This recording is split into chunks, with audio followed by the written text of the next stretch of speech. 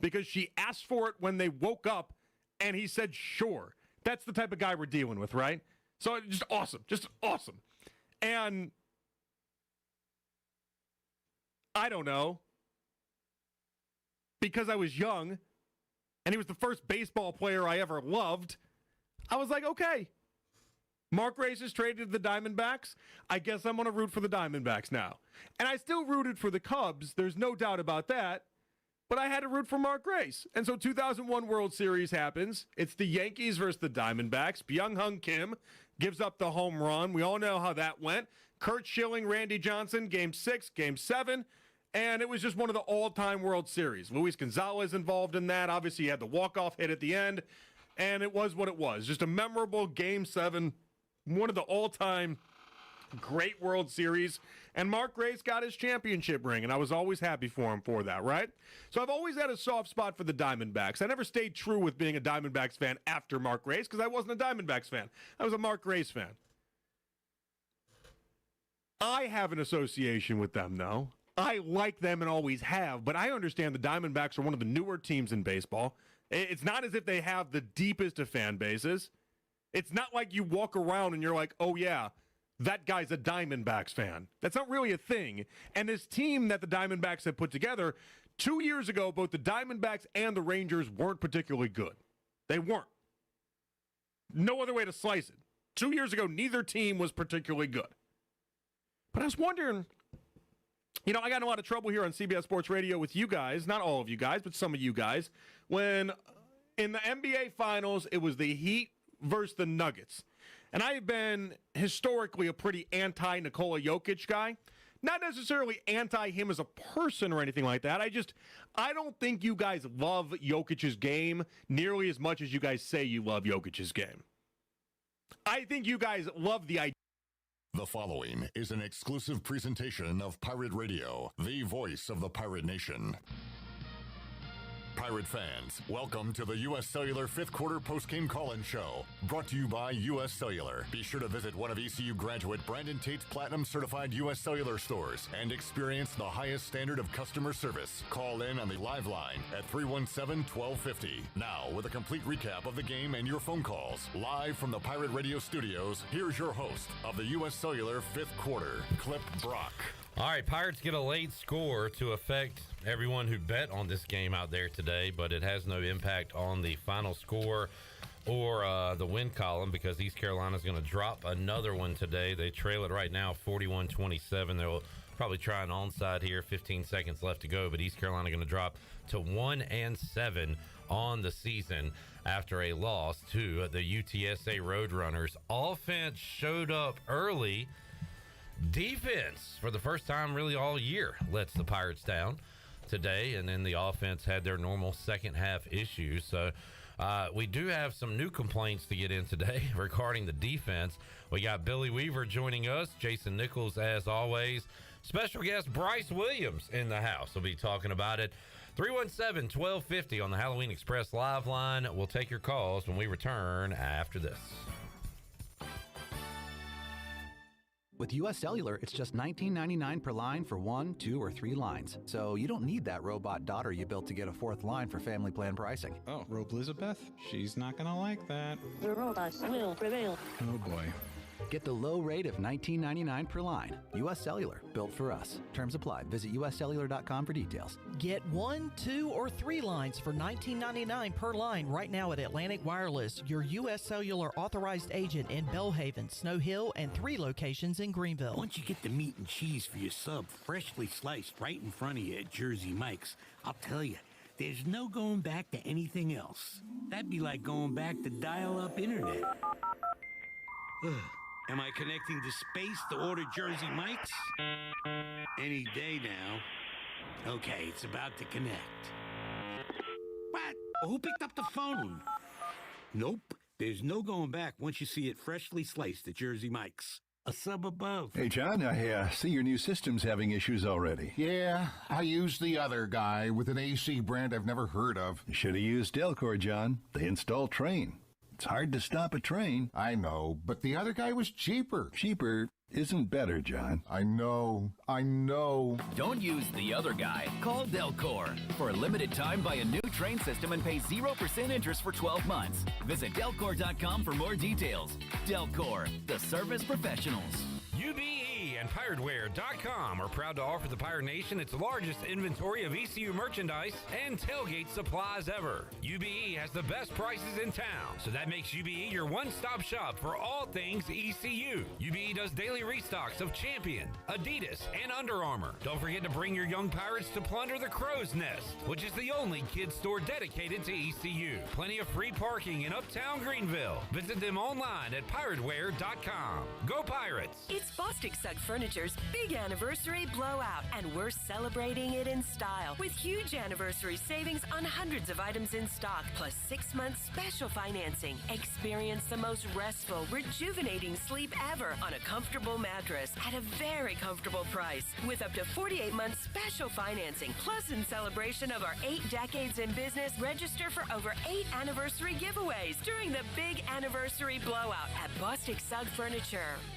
Great food, great atmosphere, and great service is Ottavola Market Cafe. Ottavola is simply a restaurant that focuses on that, being a great restaurant. There's something for everyone at Ottavola. The menu offers a variety of great choices like pastas, pizzas, sandwiches, soups, salads, and seasonal rotating selections. Lunch or dinner, Ottavola is always the right call. Call ahead and get Ottavola to go, or stop by the bar for a drink with friends. It's simple. Come and eat at Ottavola Market Cafe, Red Banks Road next to Food Lion, and OttavolaMarket.com. Ottavola, pirates supporting pirates.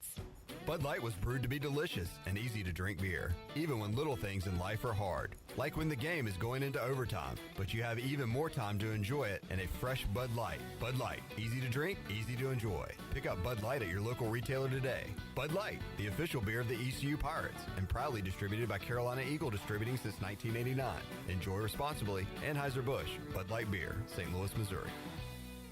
Hey everybody, this is David Glenn, and you're listening to my favorite station in Eastern North Carolina, Pirate Radio, the voice of the Pirate Nation.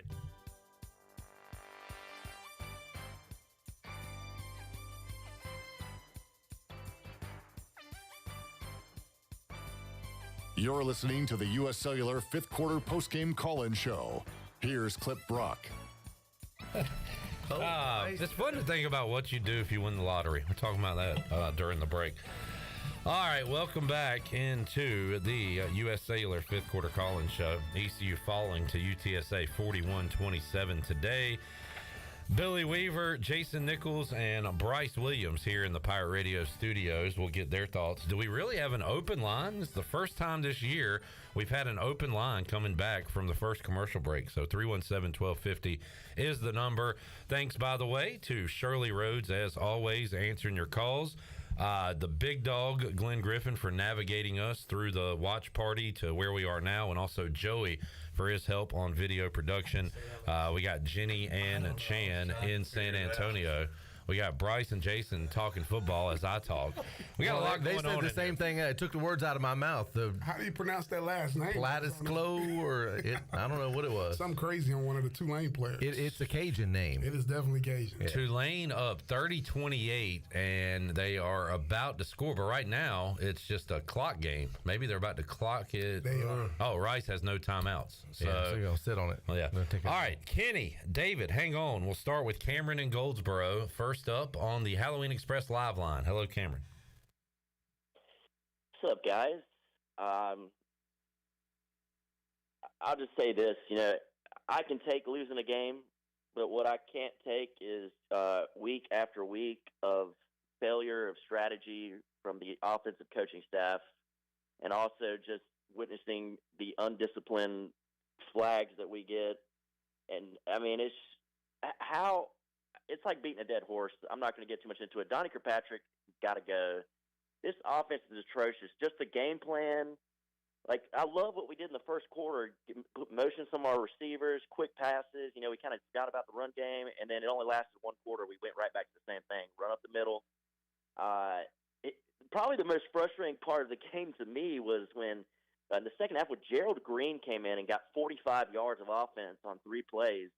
And then he disappeared. He never touched the ball the remainder of the game after coming in and gaining 45 yards on himself on 3 plays. He never touch the ball again. Like, what is our coaching staff doing? I just don't get it, guys. I hate to say it, but apathy is starting to set in. I don't think my family's had season football tickets for East Carolina for 30 years, and if Donnie Kirkpatrick is not gone at the end of this year, we will not be renewing our season tickets, and we're probably not going to go to any home game the remainder of the season. I mean, it's a joke to be in year 5 of this coaching staff and to just witness the atrocity on offense that we're seeing. I mean, it's frustrating. I'm not even going to blame the players. It's the coaching staff. It's horrible. I mean, we're paying Mike Houston a fortune, the 4th highest paid coach in the conference. Donnie Kirkpatrick's getting like $100,000 or $200,000 to do this bull crap every game, and you hear them in the press conferences every week. Oh, we had a great week of practice, guys. We had a great week of practice. Great competitive spirit. Who gives a crap? So what, man? You got to see it on the football field. No, it's practice. Who cares about practice if you can't put it on the field? I mean, it's ridiculous. There has to be a change.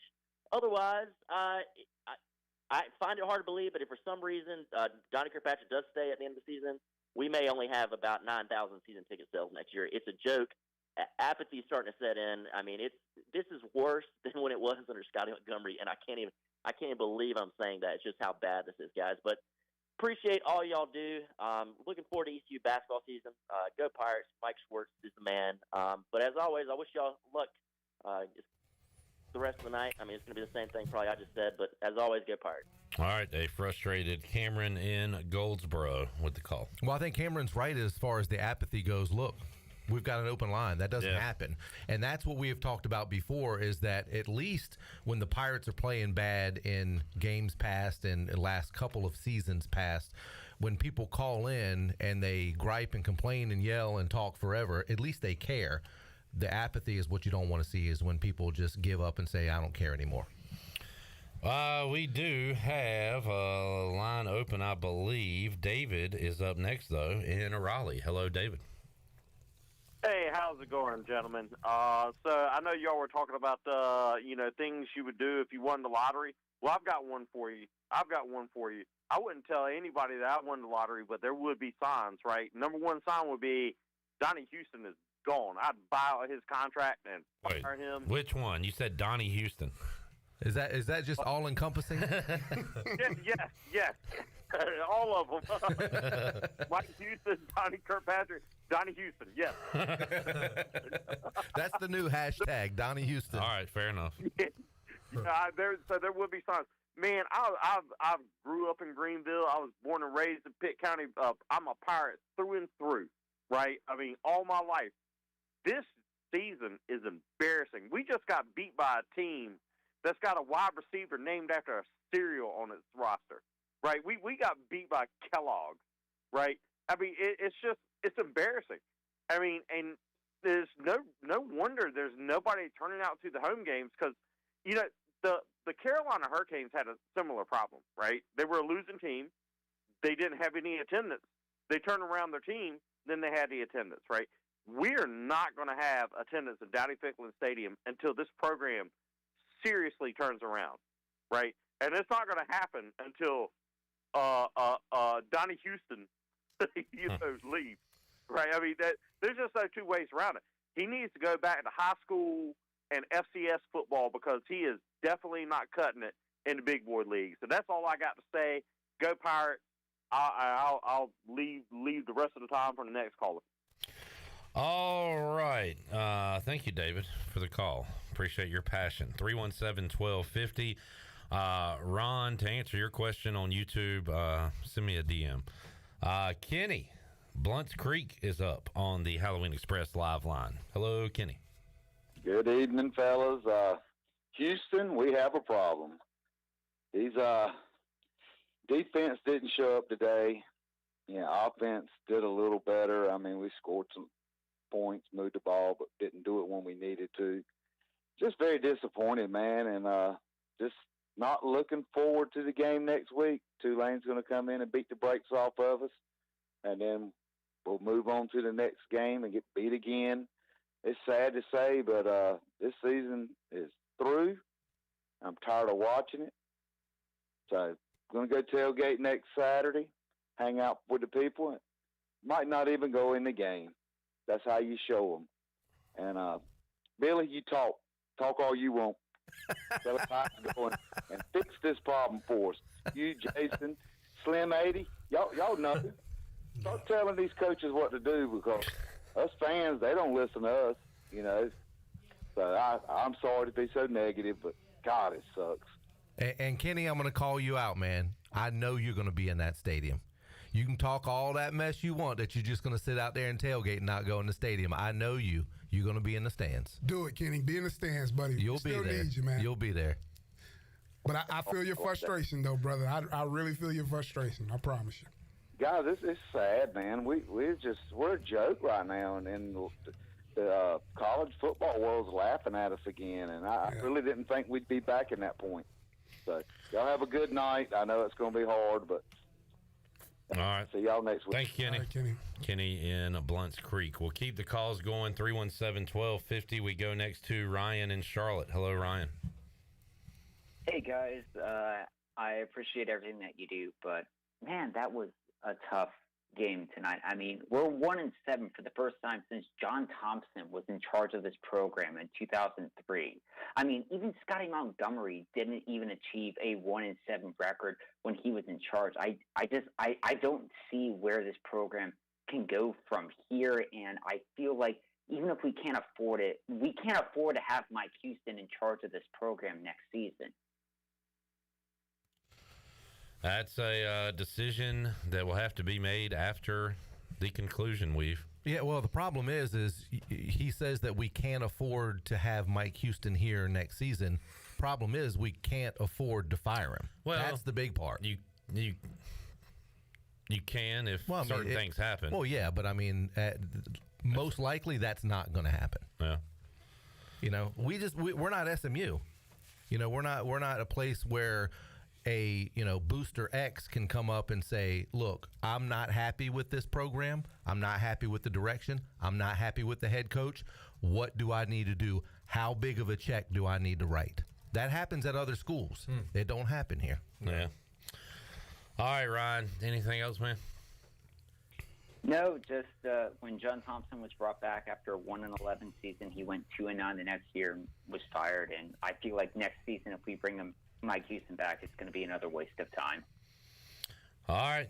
Thanks for the call, Ryan in Charlotte. Definitely a different age of football where you can overhaul things quickly, but every roster, every team in the country is trying to do that. So, yeah, it's a tricky situation. Rodney, Zach, Chris, hang on. We'll get to your calls on the U.S. Cellular fifth quarter call-in show. Billy Weaver, Jason Nichols, Bryce Williams hanging out for a little while. And Clip Brock, Shirley Rhodes taking your calls, and Joey on the video production. Back with you on YouTube, Facebook, Traditional Radio, and PR927FM.com. Thanks, everybody, for tuning in, calling in. We got more for you after this.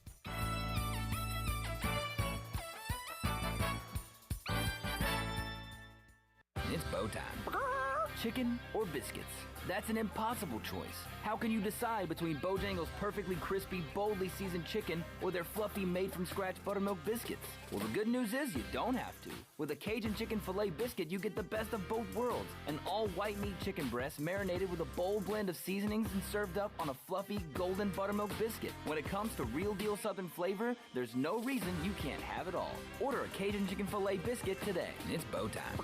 In football, it takes great offense, defense, and special teams to make the perfect team. With New Blue, it takes great service in plumbing, electrical, and HVAC to make the perfect team. This is Aaron Williams with Ease Plumbing, and we have teamed up with Viva Electric and Roland Black Heating and Cooling to form New Blue Service Group. Same great local team, same great local service. Let us help you tackle any issues you may have. Just go to callnewblue.com. That's callnublue.com. New Blue Service Group, where we are redefining service excellence. Go Pirates. I'm Caleb Stroud, the founder of Stroud's Marine. I grew up on the water and I've loved boating my entire life. In 2012, I decided to give back to the marine community by creating a way for boaters to order pre-owned salvage marine parts online. Stroud's Marine was born to offer incredible prices and unparalleled customer service. We stand behind every part we sell, and our mission is to save you money and get you back on the water as quickly as possible. Visit StroudsMarine.com today for more information. Stroud's Marine, your best source for salvage outboard parts.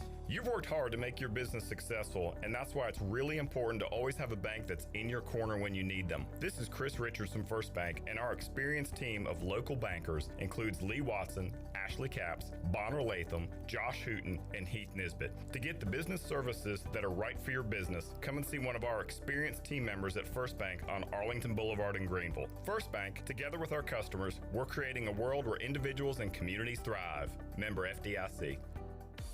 This is Brian Harris with 360 Golf Carts, Pitt County's go-to shop for all things golf carts. We have E-Z-Go, club car, and utility carts to choose from. Whether it's for the beach, riding around the neighborhood, or working in the yard, 360 Golf Carts has the perfect ride for you. If you have issues with your current cart, take it by my shop for an expert's diagnosis. From parts to sales to service, we have you covered. We will even deliver right to you. So come see me, Brian Harris, on Highway 43, just past D.H. Conley High School. 360 Golf Carts, Pirates supporting Pirates. Get holiday shopping done today at Naughty Life in downtown Washington. This is Gina from Naughty Life, and our store is stocked with the best gifts for your family and friends. Need a new Yeti cup or cooler? Then you can find it here at Naughty Life. Looking for some jewelry, sunglasses, or cool new apparel? Come to Naughty Life today. Also remember, we offer free gift wrapping and great customer service that will help you find a gift for the hard-to-buy person. Enjoy less holiday stress and more fun at Naughty Life on Main Street in downtown Washington. Hey, I'm Holton Ahlers. No one knows better than me how important it is as a quarterback to have protection on the field to be successful. My frontline team is critical to my success. For your frontline insurance protection, you need the team at Buck Insurance Agency. Buck Insurance Agency is your local team and have been helping customers like you for over 30 years with their insurance needs. When you need insurance protection, you'll get the whole team with Brian Buck and his staff. Call toll-free at 877-357-1966. Go Pirates. Let me show you what goes on behind the scenes when making a shakaroni. We created shakaroni my way, an extra large pizza topped with extra cheese and extra pepperoni. It's a simple recipe. We take everything you love, then we build it bigger. Pizza gets bigger when you shakaroni. Hey, Pirate fans, Papa John's is the MVP move for game day or any day. Place your order online at papajohns.com and sign up for Papa Rewards. Papa John's, better ingredients, better pizza. Go Pirates! This is Josh Gross, and you're listening to Pirate Radio, the voice of the Pirate Nation.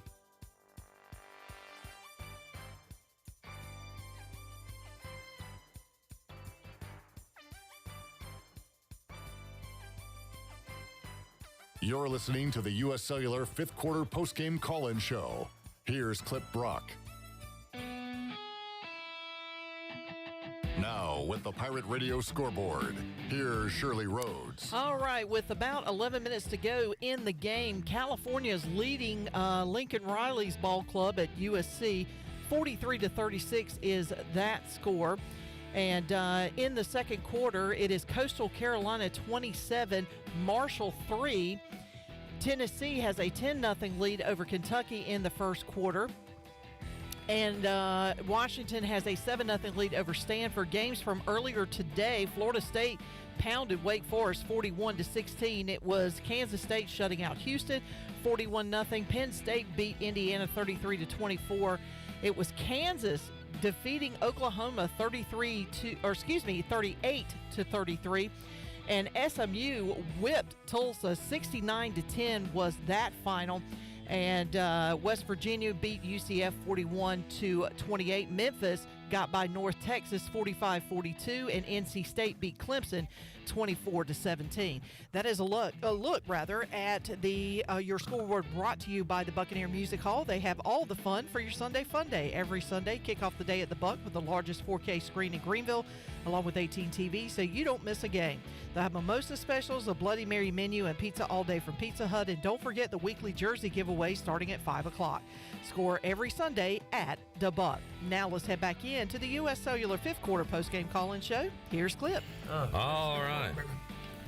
During that break, we were wondering what Bubba's last name was on Forrest Gump. Who has the answer? First one will give you props.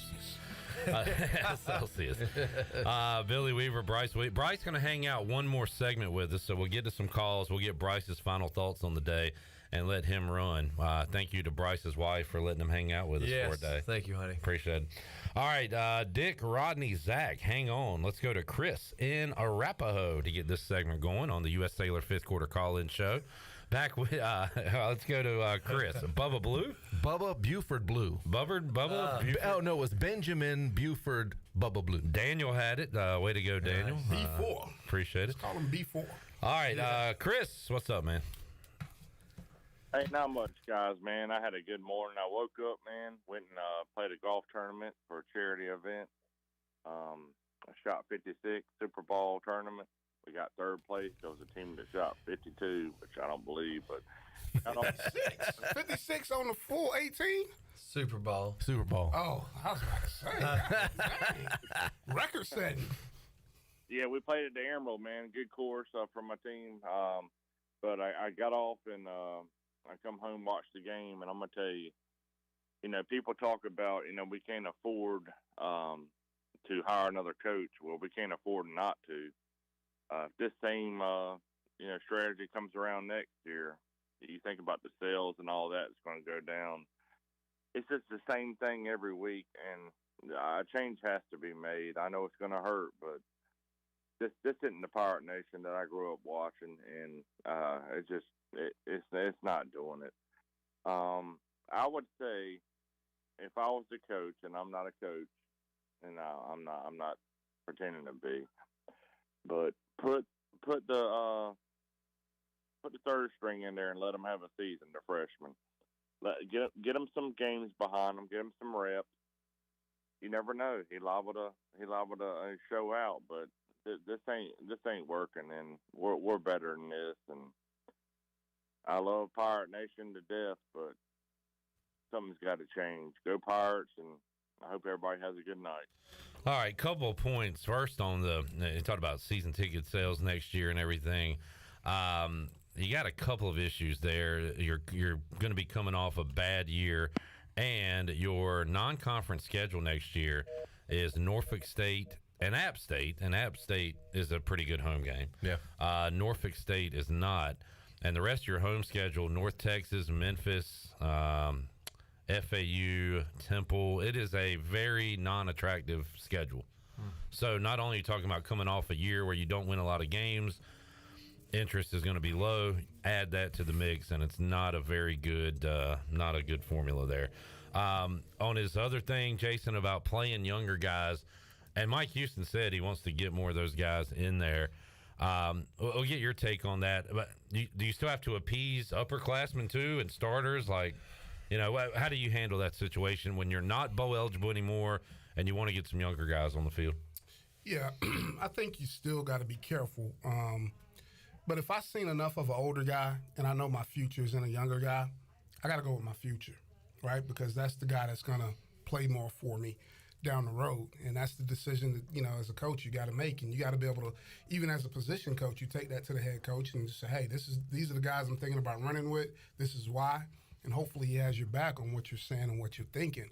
But I definitely think you want to find out what the younger guys are, especially in a day and age where you can play 4 games without being charged with a season. So that game experience is crucial, and it's crucial because we see it in the development of the quarterback in particular, because that's the one position everybody watches. But just getting those guys on the field and getting them in live action is totally different. We talked about a play here earlier with Flynn.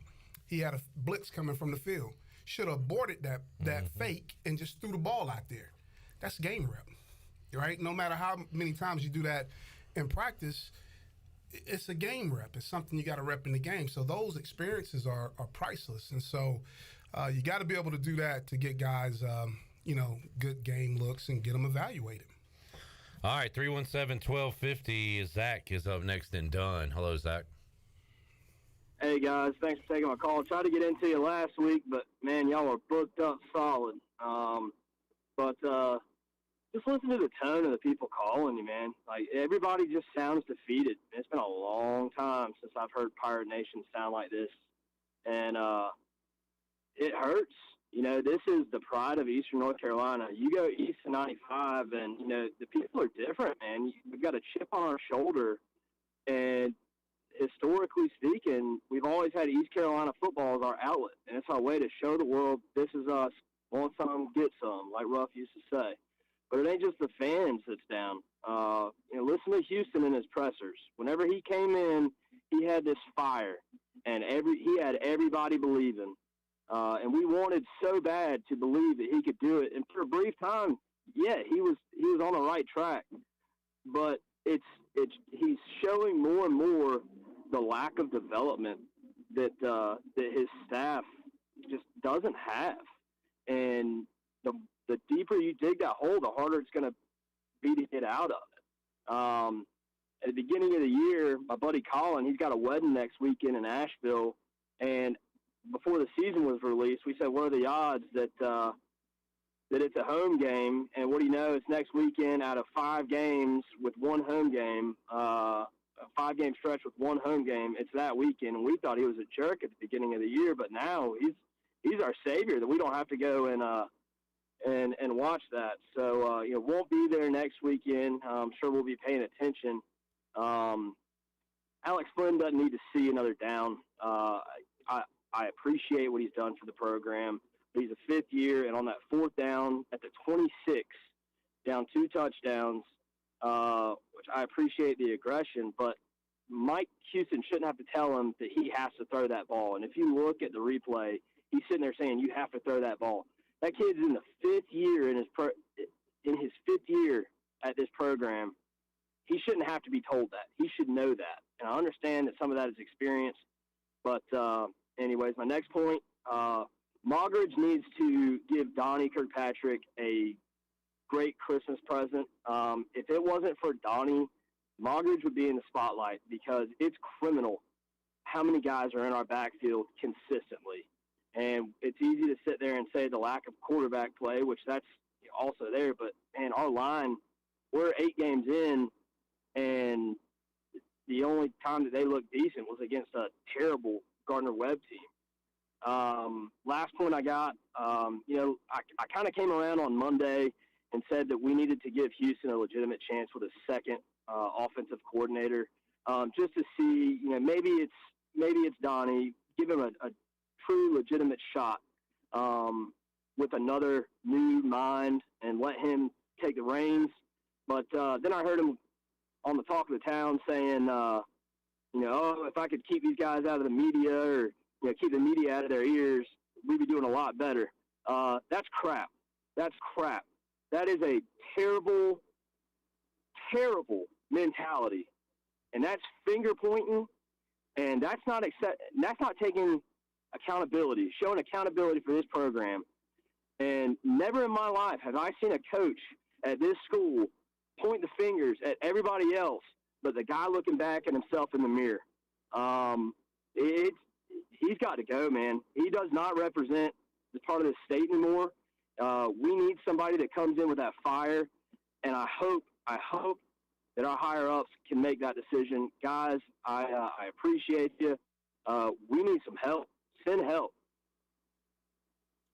All right, there he is, Zach in Dunn. Well, Zach made an interesting point that something I had been thinking about, keeping the guys away from media and social media that's not going to happen.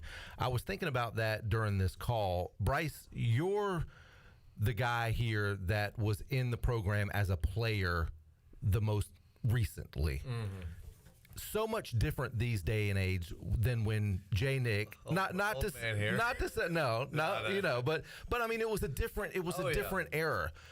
Do you see that happening as far as players losing the locker room because they do see and they do hear what's going on out in social media and things like that? Totally different deal now. Yeah, I mean, there's definitely a different era. I mean, even up until when I was playing, I guess, it's almost been 10 years. But has it been that long?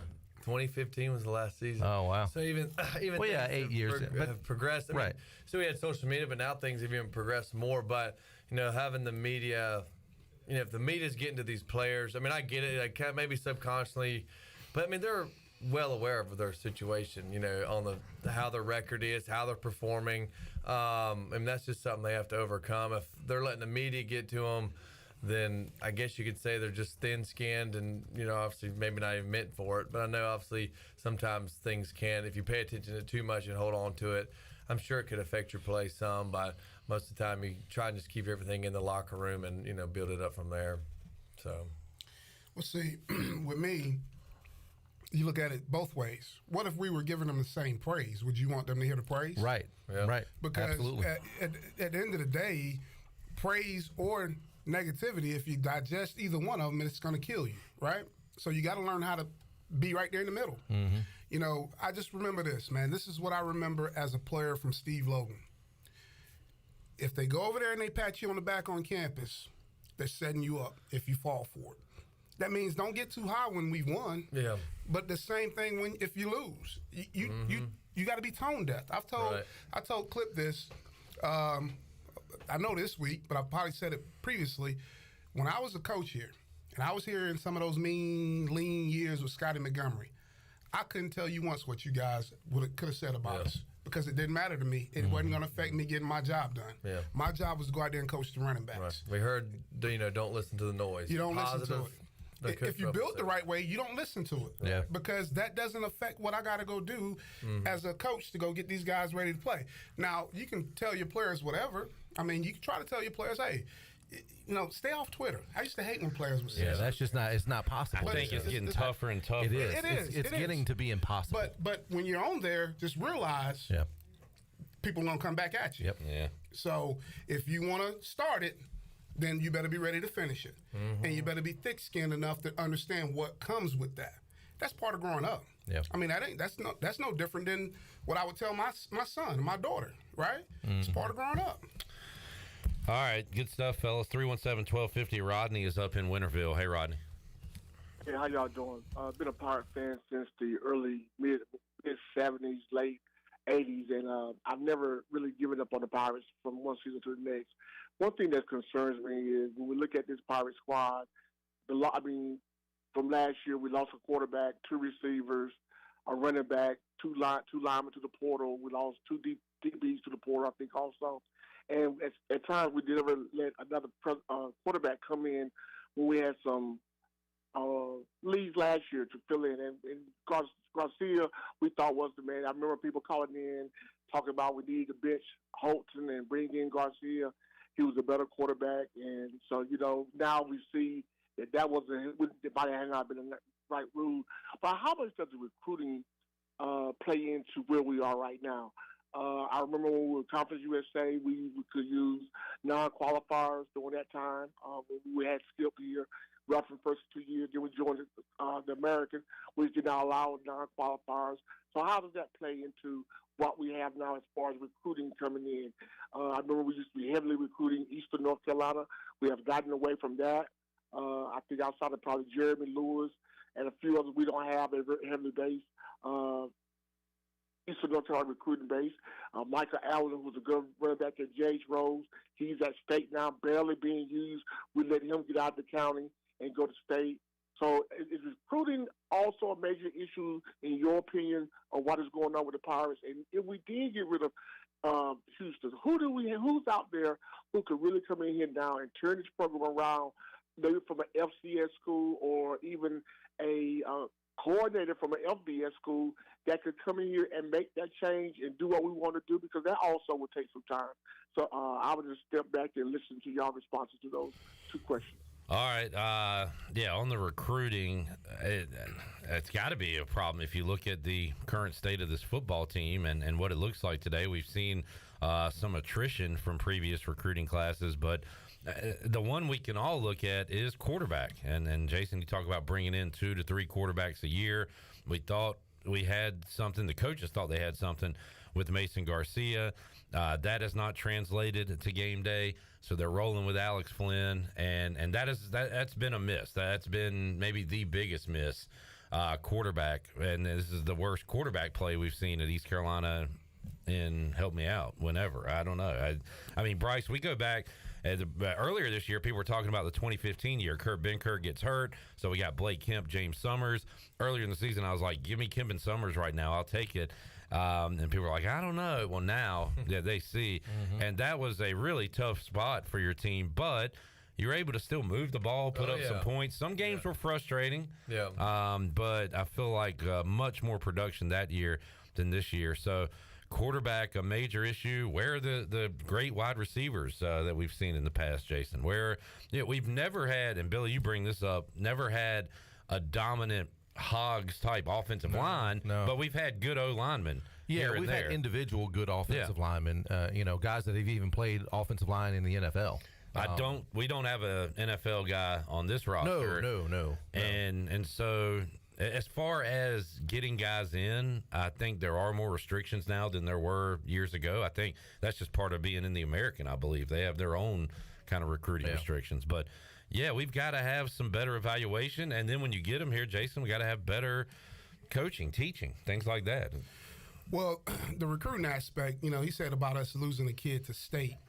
I'm going to be real with you guys. That's not a realistic expectation. It hasn't been since probably 96, 97, okay? Because that's when the power of the BCS, we talked about it today. We had an 8-win team that sat at home, and we beat Miami and some of these teams, and back when you could probably still steal some guys because there wasn't a such thing as the BCS. The Group and 5 and Power 5 is a strong recruiting tool. It's hard to beat a Power 5.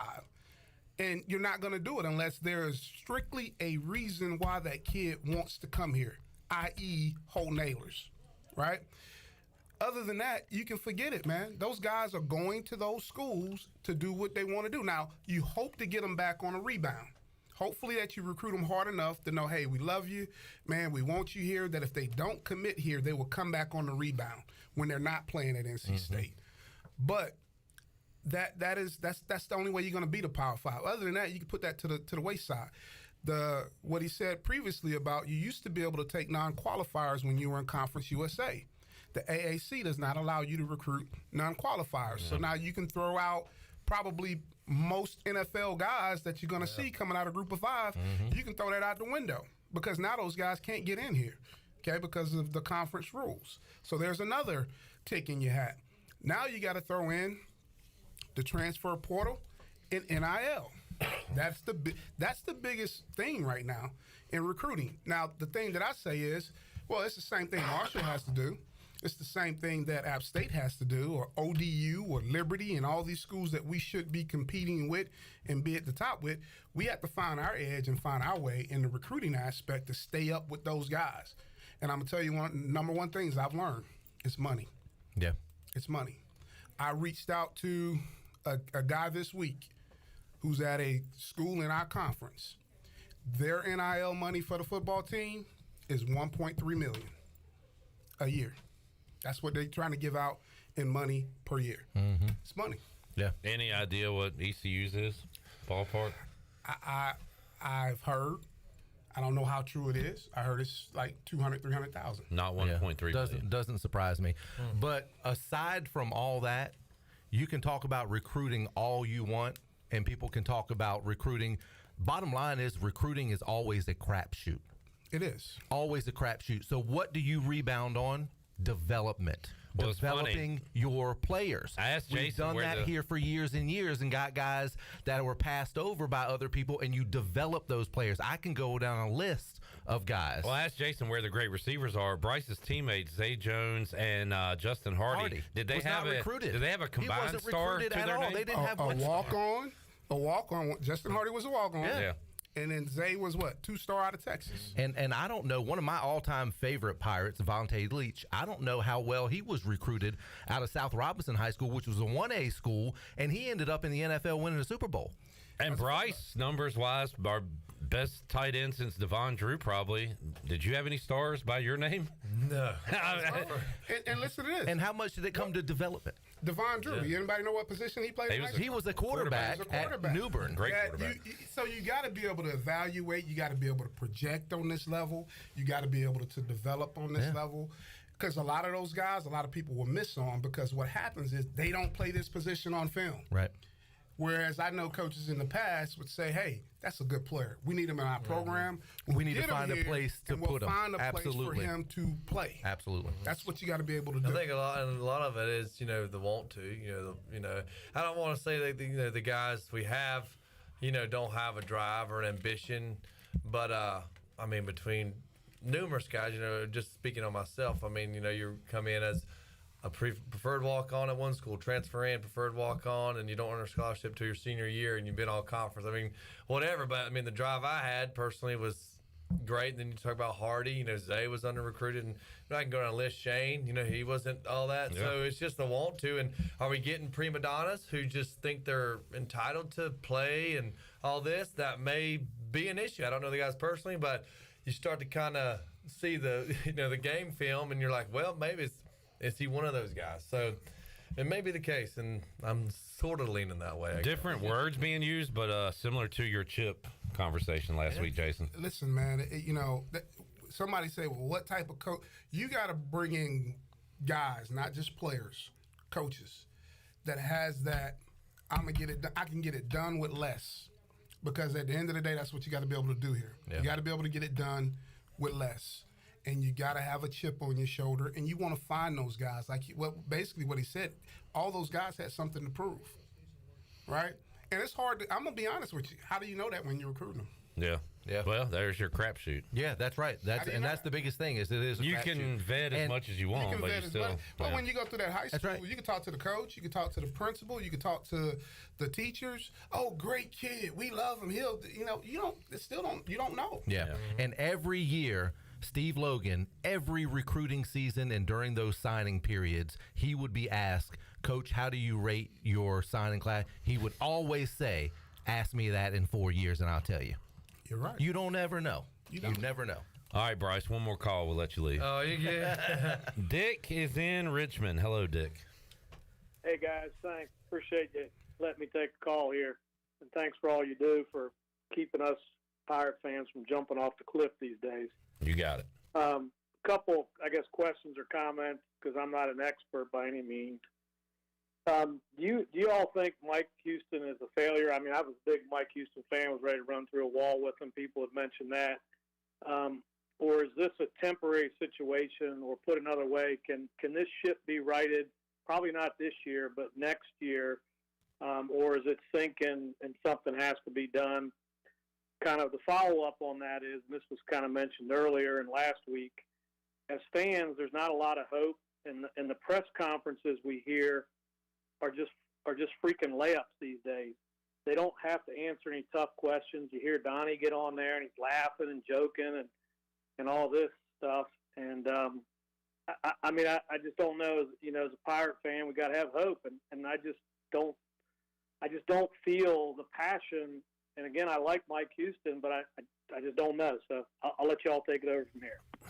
I mean, it's a good question, Dick. Is it a failure or is it a 1 year blip? And when Mike Houston got hired, I looked at the resume. I was like, man, this is great. Jeff Charles had Mike Houston on his show when he was the coach at Lenore-Ryan.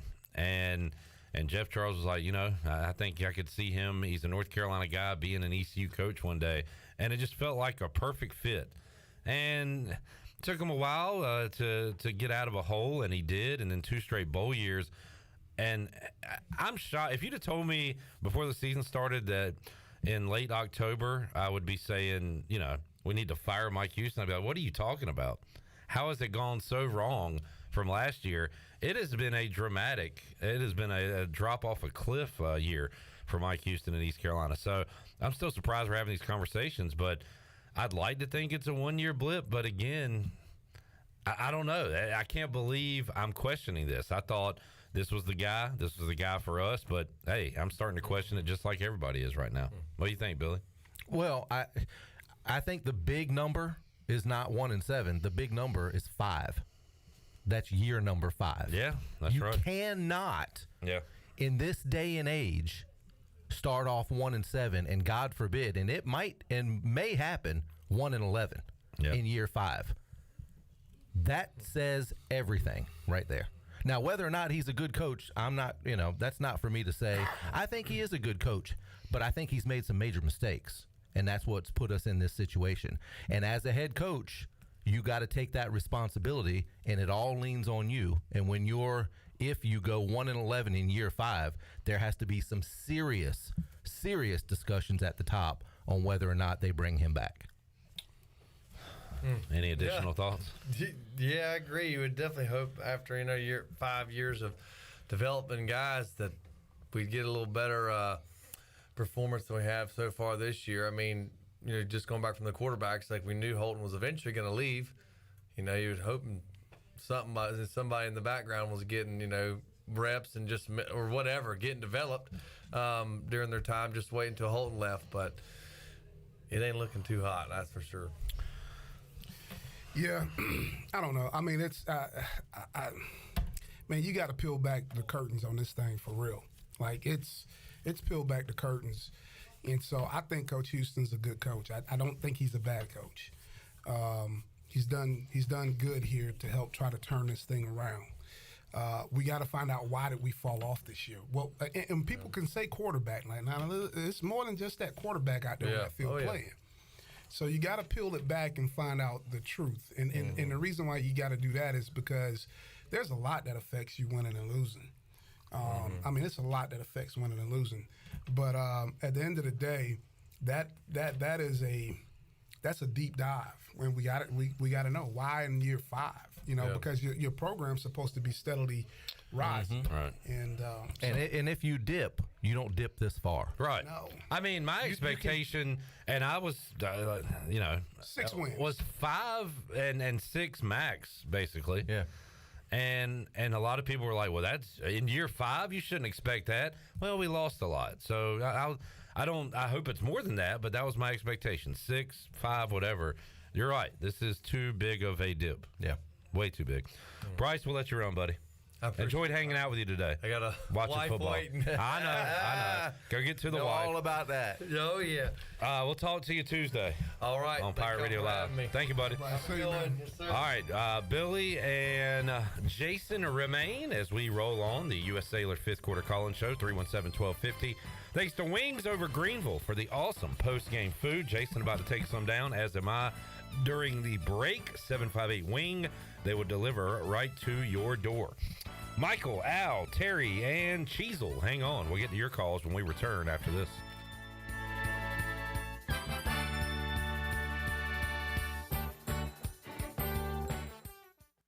Pizza, subs, slice, ice. Jenny, what are you doing? Just letting the Pirate Nation know that Cuccinella's has 2 locations. One in downtown Greenville across from Sup Dogs, and now in Midtown Greenville beside Best Buy. Did you know Cuccinella's is open every day with $6 lunch specials, slices all day, beer, wine, and their famous homemade gelato? Cuccinella's in downtown Greenville, and now their new location next to Best Buy. Go Pirates! Hey you. Yeah, you. Have you heard? Greenville Auto World is under new ownership and is now part of the DriveHereNow.com network. DriveHereNow.com is run by local people who buy, service, detail, and sell everything directly to you. Greenville Auto World is now the 5th dealership to join the DriveHereNow.com network. Get car shopping today at DriveHereNow.com and choose a location near you. DriveHereNow.com, serving Eastern North Carolina for over 47 years and proud supporter of the Pirates. Save a load on a new John Deere compact utility tractor and loader from Quality Equipment. It's never been easier to get the best brand on the market at an unbeatable cash price or with great financing at our lowest ever monthly payment. Now is the time to get that tractor package you've been dreaming of to get your next job done right. Stop by one of our 36 locations in North Carolina, South Carolina, and Virginia, or visit us online at QualityEquip.com. Here with Christy Conway today from ENC Pirate Realty, and you guys are more than real estate agents. That's right. We also provide property management services for rental properties. We have found that rental property owners have difficulty managing their rental properties effectively. We can provide full-service property management to those owners to include advertising their homes for rent, tenant screening, rent collections, and maintenance coordination. If you have real estate or property management questions, contact us at encpiraterealty.com. Go Pirates! Hey Pirate Nation, this is Taylor from Fleet Feet, making sure you have the best and most comfortable shoes this tailgate season. Locally owned and operated by ECU alums Chris and Kendra Lunyon, Fleet Feet of Greenville provides solutions through one-on-one services to runners, walkers, and everyone in between. Fleet Feet has the tools and technology to get you in the right shoes, including a 3D foot scanner that measures arch height, width, and more. Come see us at 207 East Arlington Boulevard in the old Gordon's Golf and Ski location. Fleet Feet, we run for you. built strong and built to last. Kawasaki Mule side-by-sides are made to handle the toughest jobs. Whether you're putting in a hard day's work or trail riding on the weekend, Mule side-by-sides are built to get it all done with confidence. From the compact Mule SX to the full-size Mule Pro FXT, no matter the task, there's a perfect Mule side-by-side to help get the job done. We've stayed authentic to our roots for over 30 years with an uncompromised commitment to performance, capability, and durability. That commitment is captured in 3 words after building a reputation that doesn't waver. When it comes to the capable lineup of Kawasaki Mule side-by-sides, those 3 words are trusted, tried, and true. Whether you're looking for a compact or full-size Kawasaki Mule, visit our showroom at Ron Ayers Motorsports, Highway 11 north of the airport in Greenville, or online at ronayersmotorsports.com. On approved credit, see dealer for details. Washington's favorite place to eat and where all the locals go is down on Main Street. Down on Main Street's famous weekday lunch specials are only $7.99. Stop by for the house salad with grilled chicken, the half club sandwich with chips, or everyone's favorite, the fried shrimp plate. After work, Down on Main Street is the perfect spot for dinner and a drink on the patio. Join Down on Main Street every Wednesday for half-price wings from 4 to close. Down on Main Street in historic downtown Washington. Go Pirates! Turkey, ham, bacon, these and other meats are great around the holidays and every other day, but they all leave behind grease when you cook them, and grease is a real pain in the drain. When you pour grease down a drain, it cools and can clog sewer lines. That can lead to sewer spills, which are messy, bad for the environment, and can also be expensive. Never pour grease down the drain. Instead, collect it in a container like a used soup can or jar.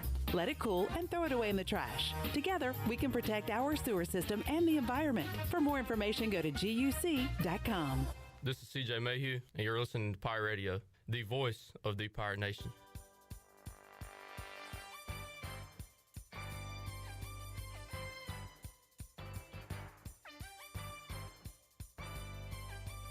You're listening to the U.S. Cellular 5th Quarter Postgame Call-In Show. Here's Clip Brock. All right, back with you on the U.S. Cellular 5th Quarter Call-In Show. Clip Brock, Jason Nichols, Billy Weaver, and you can check out one of Brandon Tate's, ECU graduate Brandon Tate's U.S. Cellular locations. Experience the highest standard of customer service next to Little Caesars on Charles Boulevard in Greenville, in front of Lowe's Home Improvement on Memorial Drive in Greenville, next to Walmart on 10th Street in Greenville, and the U.S. Cellular store in the Greenville Mall behind the Chick-fil-A.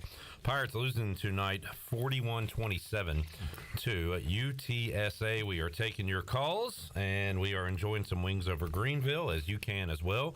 They'll deliver right to your door for the night slate of college football. Michael, Al, Terry, we'll get to you in a moment. Let's go to Cheezel in Ocean City. Hello, Cheezel. Cheezel. All right. Cheezel, pretty good caller, but did not have the patience tonight. Let's try Terry in Greenville. What's up, Terry? Put it in reverse, Terry. Did Terry put it in reverse? All right. We'll try Al in Greenville. Al, did you hang on? I'm still here, Clip. I hang on waiting for you guys to answer the phone. All right, we got Rooster Neck here. What you need, Al? Well, I guess this is about the worst I've seen it. I remember last time this happened, and used to be a caravan used to come up from the beach when the Pirates were playing at home, and we talked on the phone. I used to meet them out for dinner, but this is the first time that it started again. That I've called a couple of the guys, and they said we're not coming up anymore. The season's lost. But could you answer me one question?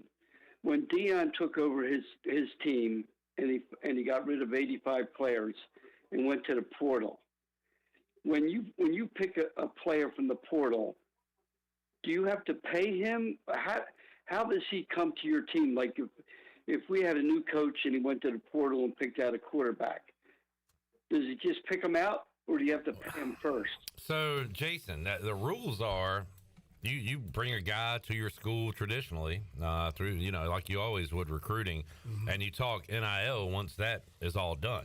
That's the legal way to go about it. Not necessarily. Now let's talk about how it actually works, though, right? I'm not coming unless I get this right here. Yeah. Yep. So now there are negotiations basically. Man, in all these recruiting. It is for most of them. It's a pecking order. You know, quarterbacks are gonna, they're gonna want money. I mean, all of them want money, and that's the thing that we got to understand about the NIL now, because I'm not sure. I am sure it's not about indoor practice facilities anymore. That'll be great. We would love to have one here. We need one here, but we want players, because if we get the right players, people will continue to donate money to the program, which will eventually still help get that indoor facility built. But if we don't get players and we don't win, there's no money. You know what I'm saying? So it all stems around money, and those guys have a cost. Not saying all of them going to have a cost, but most of those kids come with a cost. Well, like Manning, the Manning is playing for Texas. Arch. When he came out of high school, they said he received money. He did. So how are we going to compete then? Well, we're not competing with Texas and Colorado. We don't have to beat those guys. We're trying to beat damn Charlotte and but to his point, though, we do have in our league one of those monsters, and that's SMU. Well, not anymore. They're going to ACC. True. But you see what I'm saying? It doesn't necessarily have to be a Power 5 team that can come up with that sort of money. We're trying to compete, with the guys in this league, right? What is the top paying guys, or we need to be on par with that, because then we have a chance to go head to head. It's no different than paying a coach in a league. If you're going to have a good coach and you're going to have a coach in whatever conference it is to be competitive, you got to pay him a competitive rate to be competitive. Now it's the players. Well, I think it's going to be a long season this season, and I don't know. I've been rooting for the Pirates for a long time now. I've been calling for a long time, and this is a terrible feeling, because I told you last week, we got beautiful facilities. Everything's perfect. We got a beautiful stadium. So, thanks for taking my call, and thanks for being on the air listening to everybody. And hopefully I can talk to you next week. All right, Al. Always great to hear from you, man. There is Philly Al calling in from Greenville, 317-1250. U.S. Cellular fifth quarter call-in show on the Halloween Express live line. Greenville's premier Halloween superstore. A few days away from Halloween. So last minute shopping, you can go to Halloween Express right next to Target in Greenville. Michael is up in Pine Tops. Hey, Michael. Hey, how you doing, guys? All right. Just following up on the last guy's conversation. Until the Pitt County Council gets some big businesses here in town, it's all about the NIL. Until you have businesses that are going to pay money to get good players here, you're not going to recruit them, because everybody that's good now is getting paid. Totally agree with that. So now, that feels like we're way far away then. Yeah, and that's the thing is getting those big companies here. Well, not only the big companies, but you still got to say like this, on our level, every kid is getting something, but let's not think about what they're getting at Carolina or what they're getting. We need to know how are we competing with Tulane? How are we competing with Memphis? How are we competing with South Florida? Those are the schools that we got to beat. And so whatever that is, that's what we got to get up to. And there are going to be a lot of kids that are 3 stars that's not going to get a big, financial deal coming out of high school. You just got to make sure you're on the ones that you feel can come in here and help our program win. And I feel like more people care about East Carolina in this area than care about those schools in that area, but they're all in major cities where there is more money to gobble up, I would imagine. And you've got a businessman there that wouldn't mind throwing Memphis some dollars. Yeah, and it's called FedEx. Yeah, absolutely. I mean, you look at Oregon. What do they got? They got Nike money. But, and obviously we're talking about different leagues and things like that. But that's what you need is a Vince McMahon. we need a Vince McMahon or a Mr. Beast. Vince, we need you, buddy. Mr. Beast. Mr. Beast, we need you, buddy. Those are the ones, your Sandra Bullocks. You need somebody that is just diehard and really wants to see this program grow. and put their money where their mouth is. But we just don't have that. Why does Vita Health? I mean, that's the biggest employer in Pitt County. Why are they not more engaged with ECU? If they could get the big name players in, everybody's going to ECU for, to get into the nursing and doctor program, the dentist program, and all of that stuff. I agree. So, I agree. I did not. Don't know. That's a question for the upper echelon, for them to answer that. That's way out of our pay grade. All right, Michael, anything else, man? Until we get some more profitable businesses behind ECU, we're going to suck forever, man. All right. Thank you, man. Appreciate the call. Yep. Hopefully we don't suck forever. Jace is up next in New Bern, Bear City. Hello, Jace. Or JC? Jace? Jace. What's up, Jace? Jace, you there? All right, let's try Mark and Carrie. Hey, Mark. Hey, how you doing tonight? Doing all right. What's up? Want to follow up on this NIL business. Seems like to me we have missed the point on this thing. I thought this was supposed to be college football and not pro football. This is a travesty. Now, I don't think it's wrong for a college football player to get some money, some pocket change, to have enough money to do something during the year when they're not playing football. But it should be a modest amount of money. This should have never been put in place in the first place. Teams like East Carolina are never going to compete for NIL money, and I find it odd that other schools and other administrators are not challenging this insane program that should have never been put in place in the first place. And at the very least, they should be trying to get some limits and caps on this thing. It is wrong that a college football player like Deion Sanders' son is not just $1 million, it's multi-million dollars. This thing is wrong, and it's insane, and we need to remember what this is. It's college football. It's not pro football. And if it's going to be pro football, let's get a real playoff like they've got in the pros. But all I see is teams like East Carolina are just going to get further and further left behind. And that was probably the whole reason it was put in place to begin with. That's all I've got to say. All right, Mark. Listen. Yeah. Well, I've said from the beginning that, it boggles my mind that the NCAA went from 0 to 100 the way they did, that you couldn't take a guy out to lunch. If you were a coach and you took a player out to lunch, you could get on NCAA suspension, you could have scholarships taken away, bowl games stripped, all that stuff, and now you can give them $4 million. Rick Majerus got in trouble for giving Keith Van Horn a cheeseburger after his dad died. Right.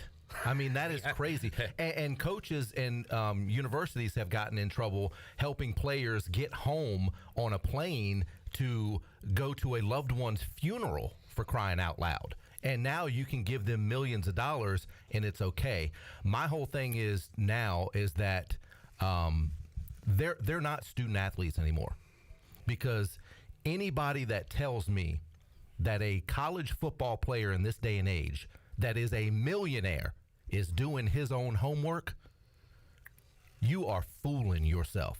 Because I can tell you, when I was in college, if I had $1 million, this old boy wasn't doing no homework. I was paying somebody else to do it for me. You're right. And then what it is, it's a farm system. It is. One thing you don't hear anymore when you're talking about doing your own homework and this being about the student athlete is, you guys remember this term called the APR? Oh, yeah. Oh, yeah. Graduation rate, right? Yeah, it's gone out the window. You don't hear about that anymore, No, right? Because we got in trouble for that here with basketball. That's right, with basketball we got in trouble for that. That's gone, because the transfer portal and all that stuff is, who's going to keep the trail on that? So that's gone. Yeah. All right, but the biggest issue is, like you said, that's why, early in the season, I was kind of frustrated and upset because I wanted East Carolina to do so well because I don't want us to fall behind. Mm-hmm. Because let me just tell you, if we get into the war of trying to raise as much money as this or that other university who sits in better situations than us, we're going to lose that fight. Yeah. But what we can do is get into a power conference if we can. If we can put a good product back out on the field and show people the history of East Carolina football, it's great that baseball's winning. It'll be great if both the men's and women's basketball team win. It's great that the volleyball team is doing great. It's great that the women's soccer had a great season. We got to show that to people that we have a product here to sell. Because if not, he's right. These rules are created to separate. It's not created to equal. It's to separate. No. Because how do you tell Alabama or Texas A&M not to go pay somebody $10 million? They got it. Mm-hmm. They've done it. So that's why it's a separation. This has been going on a long time. It's just now hit the forefront because NIL has become prevalent. Mm-hmm. 317-1250, Halloween Express Live Line. Kim is up in Puerto Rico. Hello, Kim. Oh, my God. Hey, how are you guys? Good, how are you? Not as good as you are. I'm on, yes. Wow. I'm in Puerto Rico. I'm on vacation. Oh. Yes. I have to call in because I'm just so shocked that this NIL thing has not been discussed from day one when you guys got on the talk show.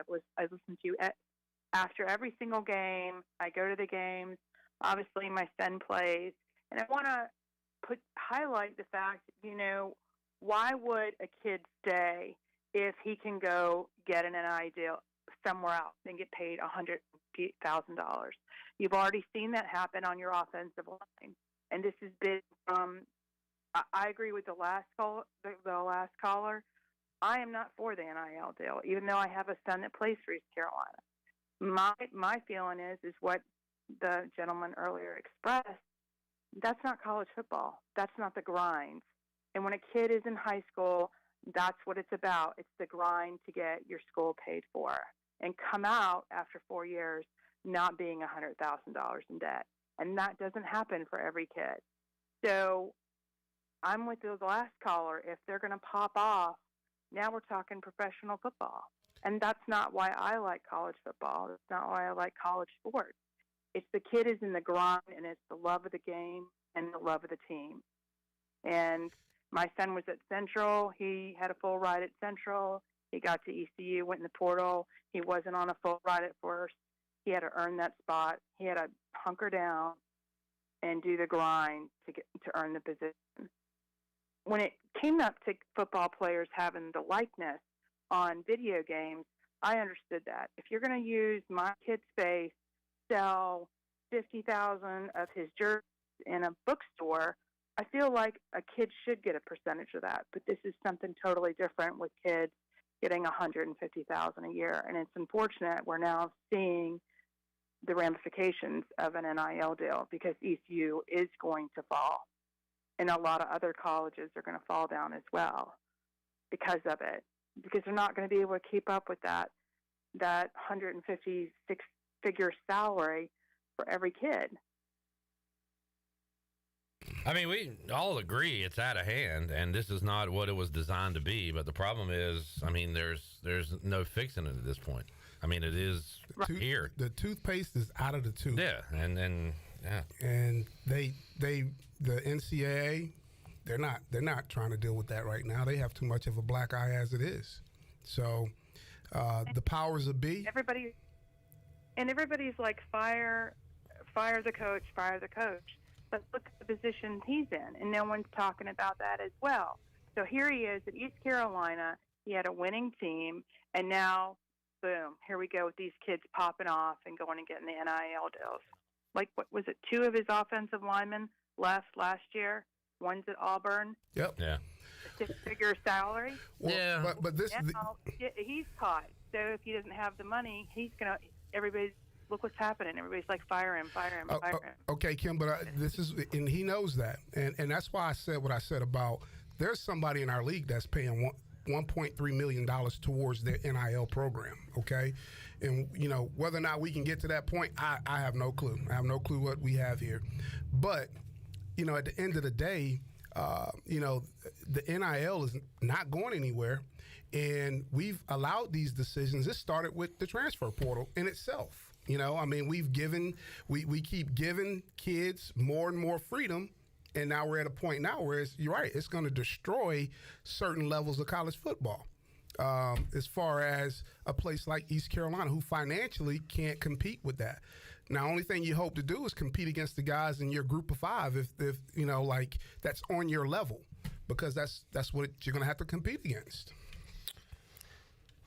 I know. I just hate that it ruins like you guys are saying, and I'm saying it just ruins the whole thing. And on the issue, I get that to a certain extent because my son went in the portal and was picked up by ECU because he wanted to play for a better team. He wanted to see if he could play at the next level other than ECU. So I do get that and understand that, but the other stuff I don't. And it's like you said, what's done is done, and the powers that be have made the decision for these NIL deals to happen, and now we're seeing the out. Yeah, I mean, look, people are agreeing with you, Kim, but yeah, it's out there. We've kind of used context clues, but do you want to give your son a shout out? Can we ask who it is, or would you rather not? Or yeah, my son is the long snapper, Alex Harper. Yeah, I was able to chat with him. Nice kid. So kudos to you. So much, I appreciate it. Yeah, I appreciate it. But just like him in his position, I mean, that's there's not a lot of long snappers, and very few are on scholarship that are at colleges, let alone get an NIL deal. Well, we lost one here in 21 that went to LSU. Went to LSU. So yeah. It freed up an opportunity for your son. So you're right. I mean, it is what it is. Well, Kim, thank you. I appreciate you guys hanging there. It's a tough season, I know, but all the kids, I think it's tougher on them to go out every weekend and keep their heads up and have hope. So go Pirates. All right, Kim. Appreciate it. Thank you, Kim. All right, Kim in Puerto Rico. 317-1250. Mark, Skip, Kevin, we'll get to you when we return on the U.S. Cellular fifth quarter call-in show. More to go after this.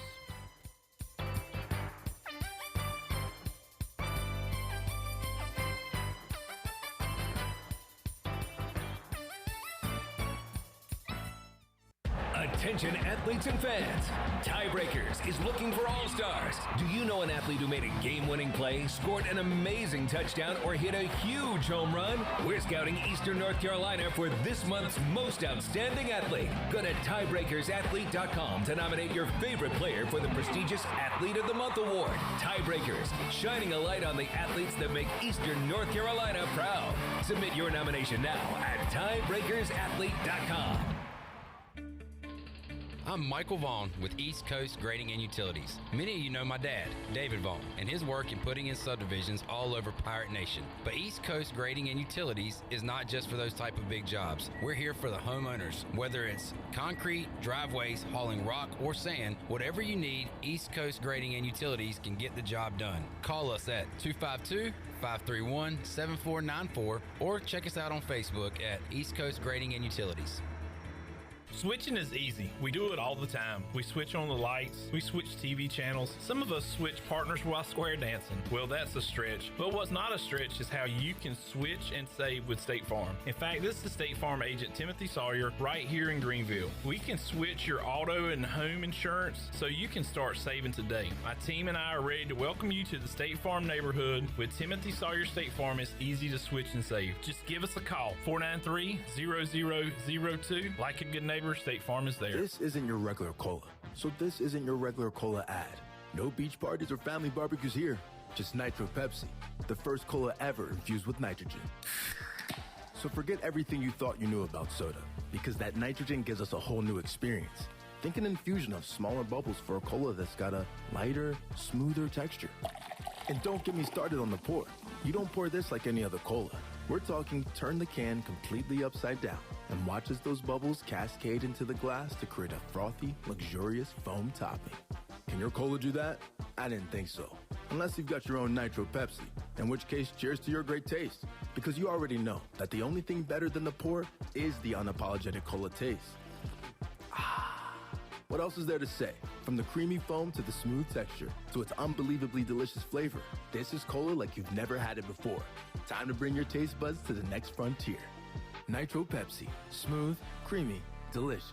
This is Frank Lee with Appliances Superstore. We make buying appliances easy. Now we make buying golf carts easy. Yes, that's right. We have golf carts in stock. Icon and Bentelli, street legal golf carts that are ready to hit the road. Mention Pirate Radio and get $500 off your new cart. It's just that easy. Get your new golf cart today and save $500 when you mention Pirate Radio. We're located right off 264 behind the new DMV or AppliancesSuperstore.com. Appliances Superstore, where we make buying appliances and golf carts easy. Do you ever talk to yourself about where to eat today? And then you hear, Warren's Hot Dogs. Then you're thinking, yeah, 2 hot dogs, chips, and a drink for only $6.25 would be awesome. Warren's Hot Dogs. And maybe some homemade lemonade, perhaps a pizza or a sub, and definitely an apple or peach turnover. Warren's Hot Dogs. Don't overthink where to eat today. Go to Warren's Hot Dogs in Greenville across from Ron Ayers or in Chocowinity next to the fire station. Warren's Hot Dogs, serving the Pirate Nation since 1991. Go Pirates! Pirate Radio. Here it is a first down.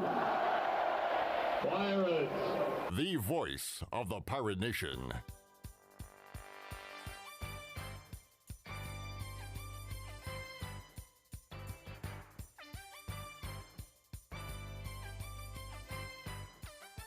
You're listening to the U.S. Cellular fifth quarter postgame call-in show. Here's Clip Brock. Now, with the Pirate Radio scoreboard, here's Shirley Rhodes. Well, they trailed most of the game, but they came and rallied, and after a failed two-point conversion, USC escapes California by a final of 50-49. UCLA just scored after being held scoreless in the first quarter. They now lead Colorado 7-6. Marshall trailing Coastal Carolina 27-6 in the third quarter. It is Air Force 13, Colorado State 10 in the second quarter. Tennessee clinging to a 3-point lead over Kentucky 20-17 in the second quarter. Washington is leading Stanford 21-7 in the second quarter. Vanderbilt is trailing Ole Miss 20-0, and Ohio State has a 10-0 lead over Wisconsin in the second quarter. And that is a look at your Buccaneer Music Hall scoreboard, brought to you by The Buck. The Buck has all the fun for your Sunday Fun Day covered. Every Sunday, kick off the day at The Buck with the largest 4K screen in Greenville, along with 18 TVs, so you don't miss a game. They'll have mimosa specials, a Bloody Mary menu, and pizza all day from Pizza Hut. And they have a weekly jersey giveaway every Sunday starting at 5 o'clock. Score every Sunday at The Buck. Now let's head back into the U.S. Cellular fifth quarter postgame call-in show. Here's Clip Brock. All right, Joey, you want to go watch the Panthers at the Buck tomorrow? Oh, no. Why not? Because I'm going to be at the game. We'll be at the bank, baby. Joey is going to go see Panthers-Texans on Sunday. What time are you hitting the road? We're going to figure that out, baby. Hey, look, I know those days. I know those days of getting up Wake early. Up and roll. Oh, yeah. Do you plan on sleeping at all? No, I actually might be working at the Buck tonight, too. So we're going to power through. We're gonna power through. I did that once. We did a post-game show here where we got done at like 1 or 2 in the morning. I got in the car with my nephew at 4 in the morning and drove to Birmingham, Alabama to see the U.S. women's national team play. I would have been to be young again, man. I'm ready to go to sleep now. And then turned around and drove back after the game. So it was, I think in 48 hours, we had a grand total of like 2 hours of sleep. Man. So it was wild. Driving to Fayetteville and picking up the buddies and going Man, you got to make a pit stop, but good grief. Well, if I go from here, it's 4. I just go to Fayetteville 2 and 2. It's same distance. Okay. Really. All right. Fair enough. All right, Robert, Mark, Skip, hang on. Let's start this segment with Kevin in Burlington on the Halloween Express Lifeline. Hello, Kevin. Hey, y'all. How are y'all? Great. How are you? Depressed. I just wanted to chime in on the NIL money, and I don't know if y'all have heard anything similar, but I had a friend of mine who is actually a UNC alum, and he was saying that the state of North Carolina has capped what college and including also high school athletes, can make. And he was coming at it from a perspective of not necessarily it impacting just football, but basketball as well. And he was saying other states have no cap, and North Carolina did. And I've been trying to find research, since he said it a couple of weeks ago, because it was going to impact not just football, but basketball, any kind of recruiting in any kind of sport. Because when other states have no limit and the state of North Carolina does, well, that hamstrings us against any other programs that are like, say, for instance, in Georgia or Florida or Texas or California or anywhere else. And I haven't been able to verify that was the case, and I was wondering, had y'all heard anything similar to that? Jason, did you say that was Jason, high yeah, school? you said high school, right? That sounds like that's a high school rule, correct? Yeah, I don't think that's a college rule. That's not a college rule. But that is, states are starting to implement these rules, i.e. Missouri did it, and they can pay high school players NIL money in high school, and they signed that 5-star D lineman. So guess what happened next? Georgia got it passed because Georgia was recruiting that D lineman out of high school. So that's just the high school rule as far as what I understand of that rule being. There is no cap on the college level. Okay. Well, like I said, me and him was having a conversation, and he was under the impression that it was everything. And I was going, well, if that's the case, then nobody in North Carolina is ever going to be able to compete with. It doesn't even matter if you're in the SEC or you're in the AAC or. You think the University of North Carolina is going to let that happen to their basketball team? There ain't no way. Probably. Or Duke? It's not happening. Probably not. Anyway, that's what I was wondering if any of y'all had heard that, because I had been, like I said, trying to verify it on my end, and I hadn't been able to. So thanks for the clarification. All right. Thanks, Kevin. We have some video. Good job, Chan Man, getting some video, post-game video of Mike Houston. You can check that out on our social media accounts as he talked after the loss to UTSA, Facebook, X, and Instagram. Skip is up next in Raleigh. Hey, Skip. Hey, guys. I hope y'all doing good. Yeah. Two points. Billy made a really good comment as far as development after the recruiting process is over with. And the NIL thing, the only time it's ever going to change is somebody like, say, UTSA, gets a whole bunch of money, and then they're able to, fund the NIL in their favor, and they start getting players that were going to Texas A&M, et cetera, and then they, they get that, and then they start getting all those players. That's when the big boys are going to start changing. They control everything. They always have. They always will, and it's the same thing in life. However, let me pose this to maybe Bryce and the panel and Jason. Since we want to run the football so daggone much, and we've got tight ends that we don't throw to, why can't we go to an I-base formation? Let them run triple option out of it. Run something other than a stretch play or a zone dive. It's not working. You open up your splits to your offensive line, and it creates natural alleys because the technique of the defense is based on where you're lined up offensively. So, why can't we run triple option? We can't throw the football hardly. I mean, and we're having trouble running it, so stack it inside. You don't have to bring a tight end inside. Jason, you know exactly what I'm talking about. Y'all used to run it with Scott Richards. So you do the same thing, and you put somebody like Bryce Williams back there at fullback who's already got good hands. Give him a dive every now and again. Run trap, run count. All those things are there, and they're not, and they're not trying it. All we're doing is we're running what I call zone dive, or we're running a stretch play, and you don't have a fullback to lead, and it's not going to work because their splits are cut down. So that's all I got. Thanks. All right, there's Skip. Yeah, well, I don't know. You don't change your entire offense, I guess, mid-season, although Charlotte came in here. What would it hurt? They did the same thing. As a matter of fact, didn't we run a couple? They weren't really option plays. They were more of an RPO / sort of option. Didn't we run a couple of plays like that against Charlotte?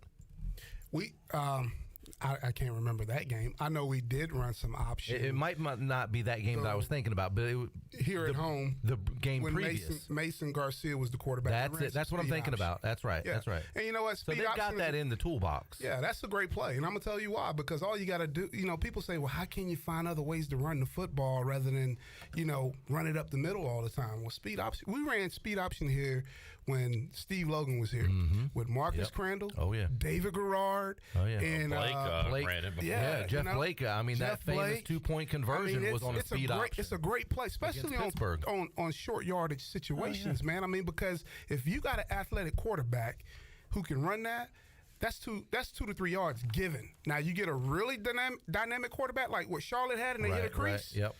It becomes more. So I get that, but you just can't overhaul the whole offense to be. I mean, because I was in that trap triple option last year. That's not an easy offense to go execute. I know people think it is. No, it's a lot of rules in that thing. It is. It is, and everybody's got it. It just as hard as it is to defend. Yes. It's just as hard to run. Execute. But the thing is why East Carolina has always had problems with the Navies and the Armies and those is because we practice against it 1 week a year. You sprinkle some in during the off season. They run that offense every day in practice. They know exactly where they're going.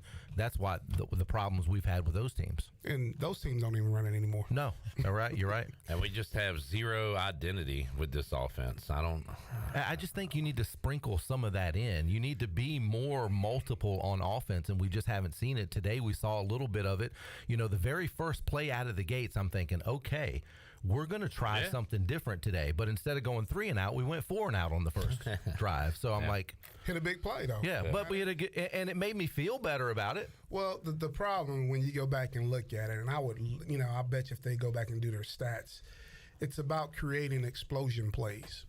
And we're not able to create a lot of explosion plays in our offense. That's not our identity right now. So the more explosion plays you create, the likely your chances are of scoring. You're able to eat up yardage. But and that's part of being aggressive and taking shots, and so who knows, man? It's a lot of frustration out there. I get it. I mean, we're all frustrated, but I don't know what the correct answer is. All right, 317-1250 as we talk you through another East Carolina loss, this time to UTSA. We got Mark next in California. Hey, Mark. Hey, what's going on, gentlemen? Thank you for having me. Yes, sir. Thanks for the call. Yeah, so 2 quick things. First, mentioning the NIL deal, I mean, that thing is just, it is what it is. I mean, honestly, people forget, too, that the reason that was put in place was because the Supreme Court ruled in favor of students unionizing, the whole Northwestern concept. So you had to put something in place there. What I think is more of a factor on the NIL deal is, remember when everybody was talking about, Coach Deion Sanders talking about leaving HBCUs and everybody getting mad. And everybody's like, well, what was the alum doing? I feel like there's schools like ECU who fall into that. I myself am an ECU Pirate alum. I am an alum with a Bachelor of Science degree in Political Science. I got my master's degree from a school in Indiana Wesleyan University. And I can tell you from just personally, even from the athletic department, Indiana Wesleyan has reached out to me more than I have even seen ECU on an alumni perspective. I live in California. You would think that, especially with me and the type of income base and things that I am dealing with, partnerships and things of that nature, ECU would definitely want to reach out to somewhere like this. My local chapter is in LA. I live in the Bay Area. I mean, it's just, I think a lot of alums need to actually step up too. Now, granted, like I agree with you earlier in the statement of there's people who care about ECU in that area. Again, there's going to be more people who will, especially when it comes to like Duke and Carolina basketball, focus on that as far as game. But I think us as alums, myself included, need to step up. But I feel like a lot of that is due through our ties to ECU. I talk with friends all the time who transferred to Appalachian State, transferred from Appalachian State, I should say, and things of that nature who I still talk to. And they're like, ECU don't reach out to me. I don't go to homecoming. I have no idea about homecoming. So I say that, which then leads me to about the coaching. I think that's where it also falls on too.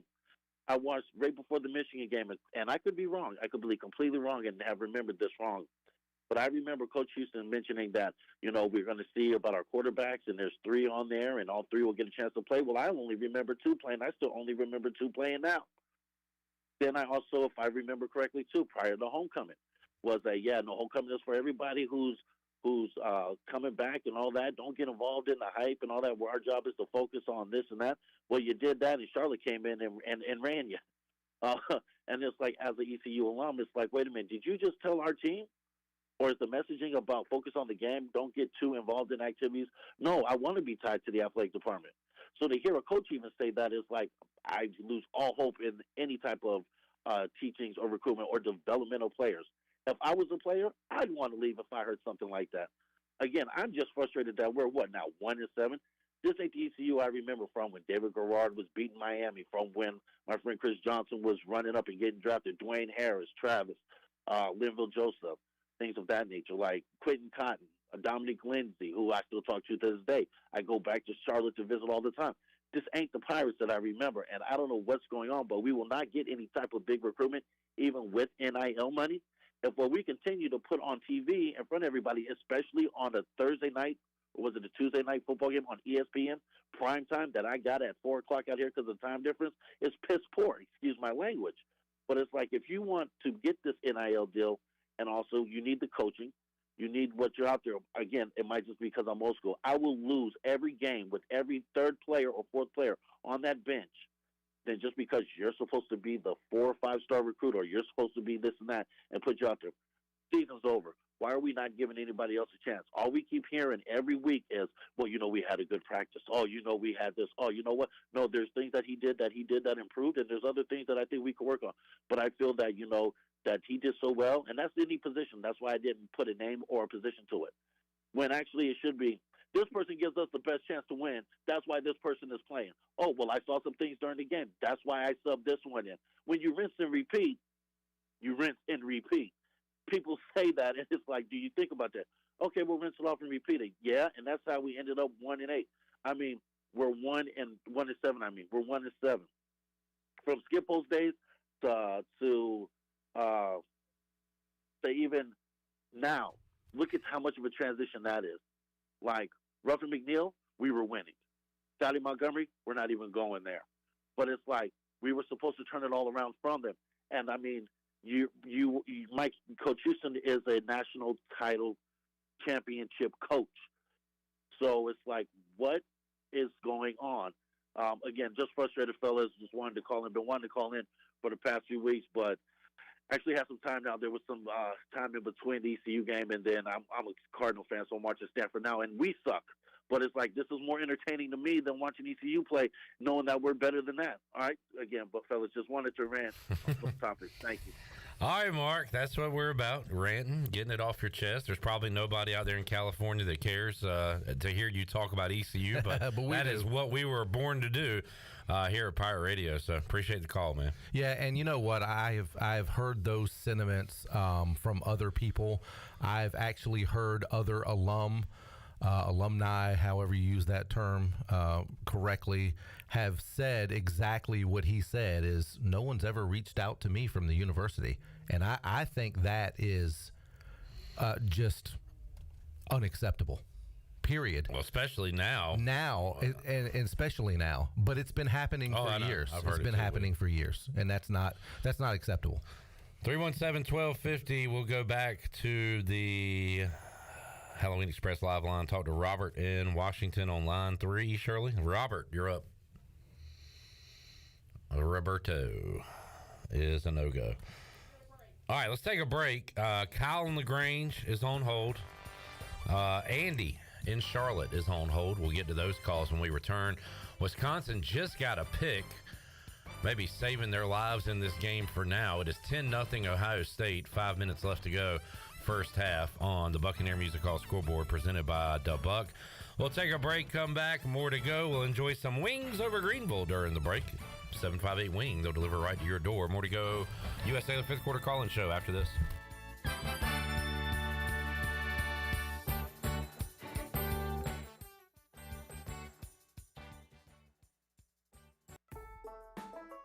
The Buccaneer Music Hall is your beacon of music in the land of pirates in eastern North Carolina. Open 7 days a week with live music. Every Monday, open mic night. Tuesday, karaoke with DJ Captain Morgan. Wednesday, acoustic night. Thursday night, line dancing and music from DJ Dog. On Friday and Saturday night, enjoy the best local bands in the area. And don't forget, Sunday Fun Day during football season with NFL jersey giveaways and more. Check out Facebook and Instagram for all up-to-date info. Y'all come get bucked up. Go Pirates!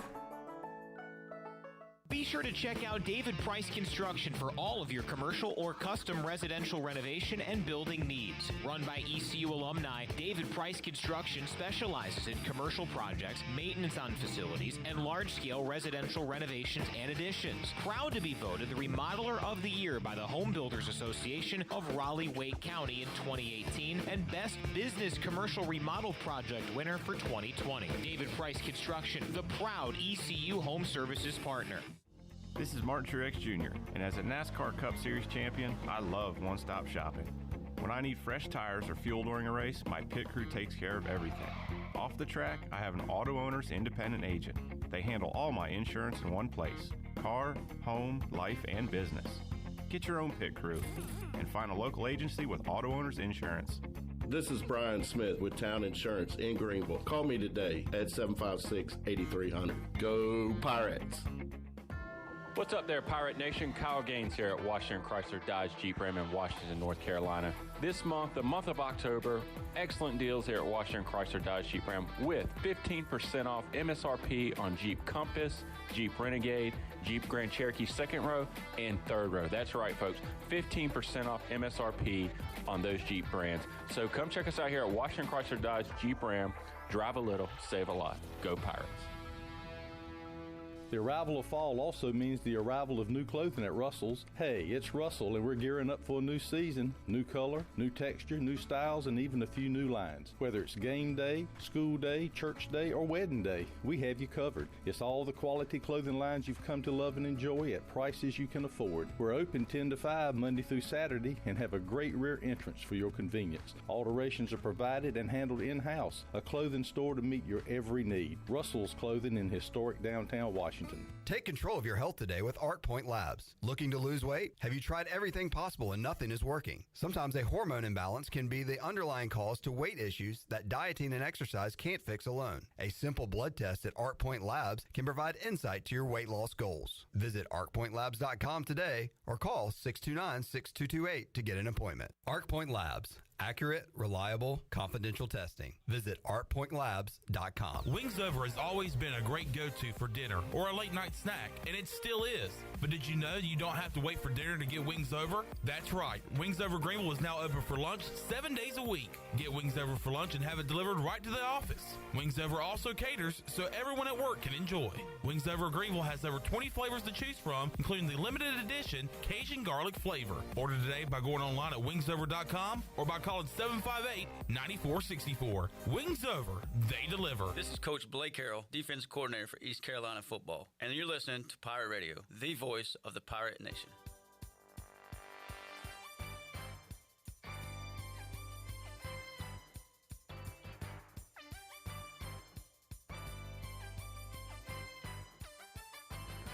You're listening to the U.S. Cellular fifth quarter postgame call-in show. Here's Clip Brock.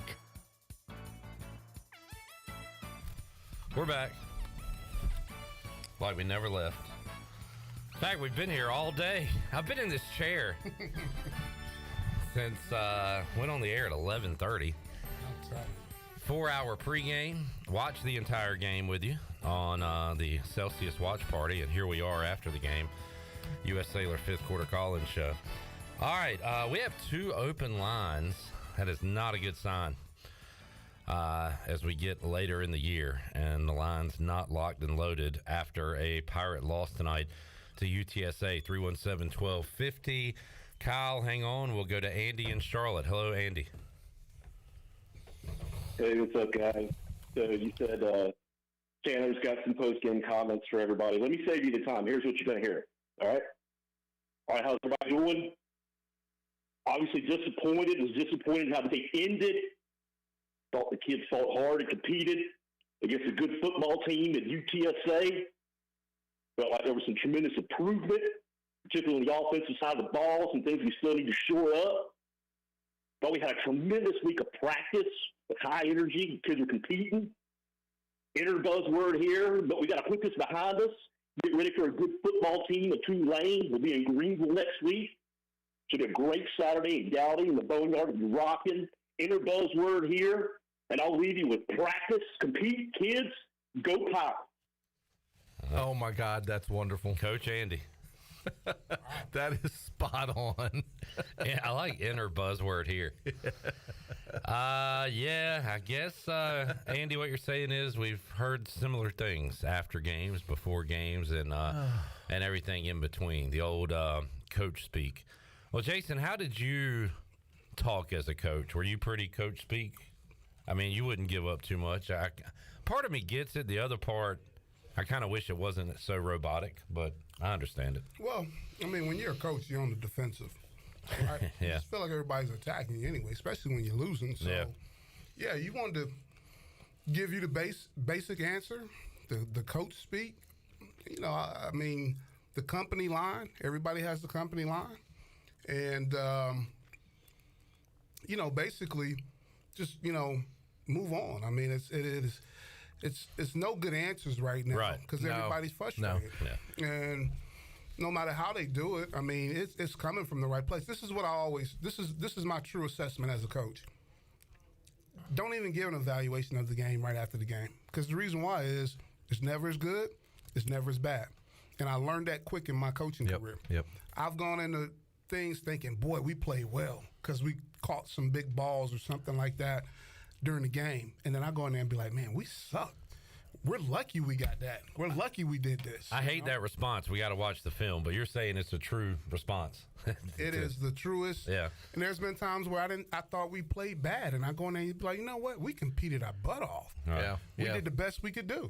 Look, I agree with that 100%, and I've always said that about, you know, I got to look at the film first. I've never had a problem with that because coming from the TV business, I've had shows where you go on the air, and let me tell you something, 2 seconds of dead air feels like 5 minutes. Yeah. And you think it is the worst thing in the whole world until you go back and look at the tape. So I get that 100%. Yeah. And there have been times where, you know, we've had discussions on the fifth quarter or when we did the press box that I would go back and listen to it and be like, oh my God, that was hilarious. Or that was amazing. You know, I didn't catch, or somebody else would say something. Billy, how did today's press box go? Well, I got to go check the film. I'll let you know. Right. I got to hear the tape. I get it. Yeah. I get it. Yeah. All right. Kyle's up in LaGrange. This will be good. Hello, Kyle. Going on, Cliff. No yelling, ranting, and raving, acting like a lunatic tonight. I'm going to be calm, concise, and direct with my points and what I say. So anybody that was expecting animating Kyle, looking forward to it. Sorry to disappoint you. So, but here's what I'm going to say. I'm going to point out something that I pointed out, acknowledge him this past week, and I think the best way to get a point across to somebody is beat him over the head with it. The people that say we can't afford to fire Mike Houston, if we go at 1-11, if we're going 1-11, we have to fire him. People that say we can't afford it, okay? If we keep him, we pay him $2.3 million next year. If we fire him, we pay him $1.4 million. That's a $900,000 difference. That's a good base salary for a new head coach coming in. Bump it up about another $600,000, you get to $1.5 million. We can do that. So you free up $900,000 per year by firing him. People haven't thought about that. We pay him more if we keep him. So I'll say that, let that sink in. If people can't figure that math out, just think about it over and over again. Now, with that said, I did think the guys competed well today. I think they played hard outside of a couple of plays. I think they gave it all they had. I really look back, hindsight's 2020. You really have to wonder if we'd have, you know, had Flynn penciled in as the guy since spring, and he had gotten all the number one reps since spring through fall practice and in every game so far this year, we'd probably be way further along and at least be sitting here with 3 or 4 wins. Flynn, by far, is a better quarterback than Garcia. Garcia just can't do it at this level. I doubt we'll ever see Garcia on the field again at quarterback at East Carolina. But that's hindsight. People want to talk about NIL. Well, yeah, we need more money for NIL. Look, there's a Boneyard Collective. If you don't want to join the Boneyard Collective, start another collective. You can join the Boneyard Collective for as little as $10 a month. Okay? So it starts everywhere. If all 40,000 people that showed up to East Carolina football games are doing the collective, even at the bare minimum for $10 a month, think what it could do. And again, if you don't like the people that started the Boneyard Collective, start your own.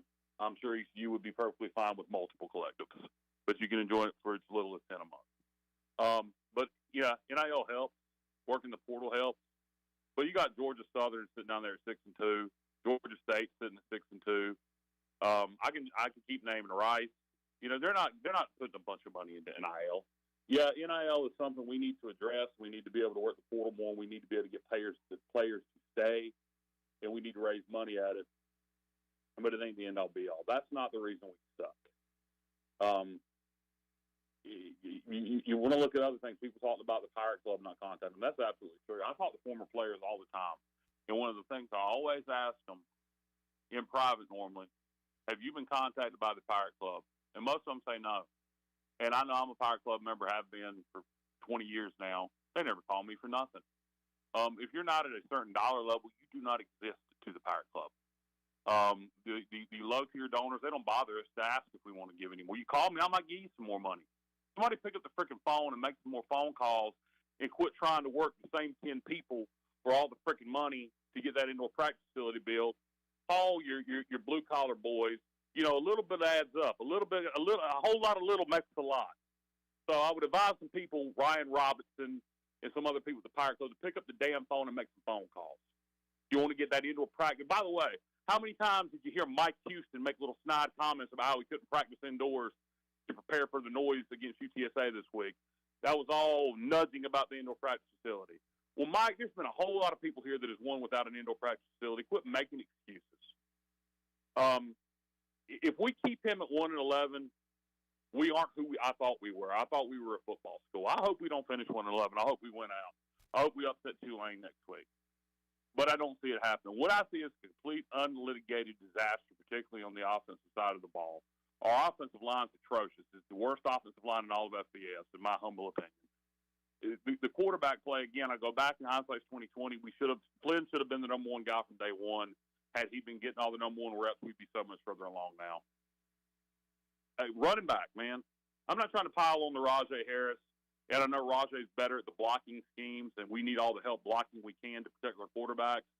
But every time I see Camaro Edmonds touch the ball, he gives 100% effort. He plays through the whistle. Not just today on that play where his knee may not have been down. I've seen it several times this year. Why he doesn't get more carries is beyond me. Green, he's been injured. Now going forward, if we don't see more Gerald Green, somebody's got major problems. I mean, I could keep going on and on and on, but the biggest point I want to get across, if we go 1-11, and I pray to God we don't, we're going to have to make a change, and it ain't just Donnie Kirkpatrick. We're going to have to get a new head coach. And again, you pay him $2.3 to stay per year. You pay $1.4 to get rid of him. That's $900,000 we free up. That's a nice base salary for a new head coach. We can go from there. That's all I got. Go Pirates. All right, there he is, Kyle in LaGrange. Well, I agree with Kyle on the point that if Alex Flynn would have gotten all the reps preseason had he been the quarterback, I agree. There probably is a couple more wins in there, maybe at least one. Maybe. Now, and this is the point I've made to a bunch of people that I've talked to kind of out and about that have said, you know, didn't we know about Mason? You know, did we think he was? I equate it to this. He's your number one draft pick. He's your number one overall draft pick. In professional sports, if you draft a guy number one overall, how many chances is he going to get? How much emphasis are you going to put to make sure that you get what you need out of that? He's your number one draft pick. He's the highest rated quarterback ever coming out of high school at ECU. And I think that has a lot to do with it. And he's been told for years that you're the guy heir apparent when Holton leaves. Well, and that's true, right? Because I disagree with Kyle. Kyle makes a lot of good points, but I do disagree with not playing Mason because you got to find out. Oh, yeah. And the only way, and it's not in practice, because I'm just telling you, in practice is totally different. We needed to find out. Well, we needed that last year, and we harped on that all year last year, and that never happened. Well, I wasn't sitting because here. Then, right, and then you would have known last year, okay, this is not the heir apparent. Well, we got to go in another direction. No one was ever given the opportunity to see what Mason Garcia could do in meaningful situations last year when those opportunities arose. Well, that's a mistake, because you got to be thinking about the future Absolutely. of what it's going to look like when Holton is gone. But I think this year in playing him, because let's face it now, when Flynn threw 2 or 3 interceptions at App State, put the next guy in. Yeah. I mean, you get what I'm saying? Oh, yeah. And Flynn has been a battler. I think he's gotten better. But at that point, you have to find out, can Mason truly be the guy? And I'm going to tell you why, too. One, because all that recruiting and ratings and all that stuff, that's great. That's why a lot of people get beat, because they recruit strictly off of ratings. Okay? Right. That's why I said we got to have those dogs that you can develop here. That you can develop. But two, the thing about Mason is, if your offensive line is not good, he's at least big enough and mobile enough to get out of the pocket and hopefully give you more than Flynn. And I think that's why you're seeing Flynn run so much tonight. Well, and that keeps him on the field. Right. Because if he can do that, it keeps us on the field. Look how many drives he kept alive today by going and getting a first down. It's not about how fast you are, it's about how efficient you are. But if you can put a faster guy back there, a bigger guy back there, the harder they become to tackle. But I'm going to say this, though. And watching Mason Garcia, he hadn't really shown that he's a better runner than Flynn. No. He had that one big run early in the season at home. He ran for about 40, 50-something yards. It was a big play, but that's been it. Yeah. And sacks count on your run total, but I think it was Keith on YouTube earlier in the show said if your quarterback's running 20 times, that's a problem. Unless you're Navy or Army or something. Can't do it. That is a lot of scrambles. Flynn 20 for 53 today. Again, sacks count, and Billy, we kept a sack counter. It was probably 6 or 7 maybe by the end of the game on the UB stat sheet. But I agree with that statement. Jason Newton, 20 runs from your quarterback. Something's going wrong there, and a lot of it is, there were some designed runs, but not as many as scrambles. Right. For sure. All right, we go to Virginia Beach and talk to Matt. Hey, Matt. What's going on? Big Pirate fan here, class of 2010. My pops is a 1986 alumni, so I've got purple blood in my veins. Fired up, brother. Not gonna lie, I got a couple things on this season. Matter of fact, last night I just won Chris Johnson's official senior year helmet. The helmet that he wore that whole year, and he wore in the Hawaii Bowl. Won that on eBay. Very proud Pirate. Wow. Signed it. Very cool. And not only that, I'm getting married in March of next year. We're actually, the whole point of my bachelor party being in Fort Lauderdale was to see the Pirates play FAU. And after a season like this, we're now 1-7. Biggest thing I've got to say, especially after these past 3 games, man, it's like, at what point do you just turn the TV off? I mean, it's literally like watching your wife cheat on you in front of you. You know what I'm saying? It's hard to watch, man. I mean, at this point, us fans, I mean, should we just cut the TV off and check the record at the end of the year and hope for better pastures next year, or what, man? I can't watch this anymore. You know, like what are you guys feeling on that? Oh, you got to still support, and you got to support for a lot of reasons, because of expansion reasons and all that good stuff, man. I mean, it all counts. And if we don't show up and continue to support these guys, man, I mean, from ratings to all, I think I heard something early in the year. We had one of the lowest ratings ever on a ESPN game. Yeah, you had the Braves on that night and other stuff. But you're right. It was the Thursday night, the worst watched Thursday night football game. The worst watched Thursday night football game. The future of football is in the clicks. I mean, people watching, people clicking on, and that affects us in how we are perceived as a program. Yeah. Keep supporting. Hey, listen, I know you're frustrated. Man, I'm sitting up here, I'm purple through and through too, man, purple and gold, and I'm frustrated. But I was there for the past 2 years. Chris Johnson. I mean, the glory years. We knocked off with the field goal Ben Hartman. I was there in the stands. We knocked off West Virginia and Pat White, Sloan, and even there when Damon Magazoo caught that interception against Russell Wilson, NC State. I mean, I was there for me, Skip Holtz, the glory years, man. This is it's brutal, man. It's so brutal.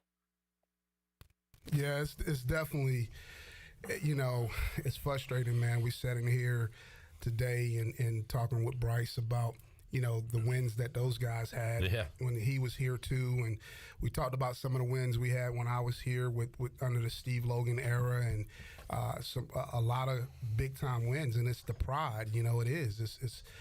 It's the pride. And when right now we're getting beat by lesser teams and lesser programs are passing us, I can't. That hurts.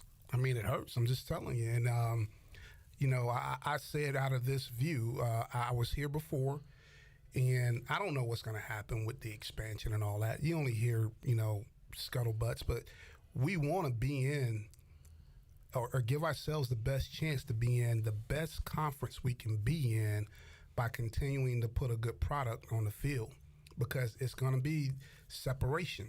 Like, it's going to be the group of three, and that's it.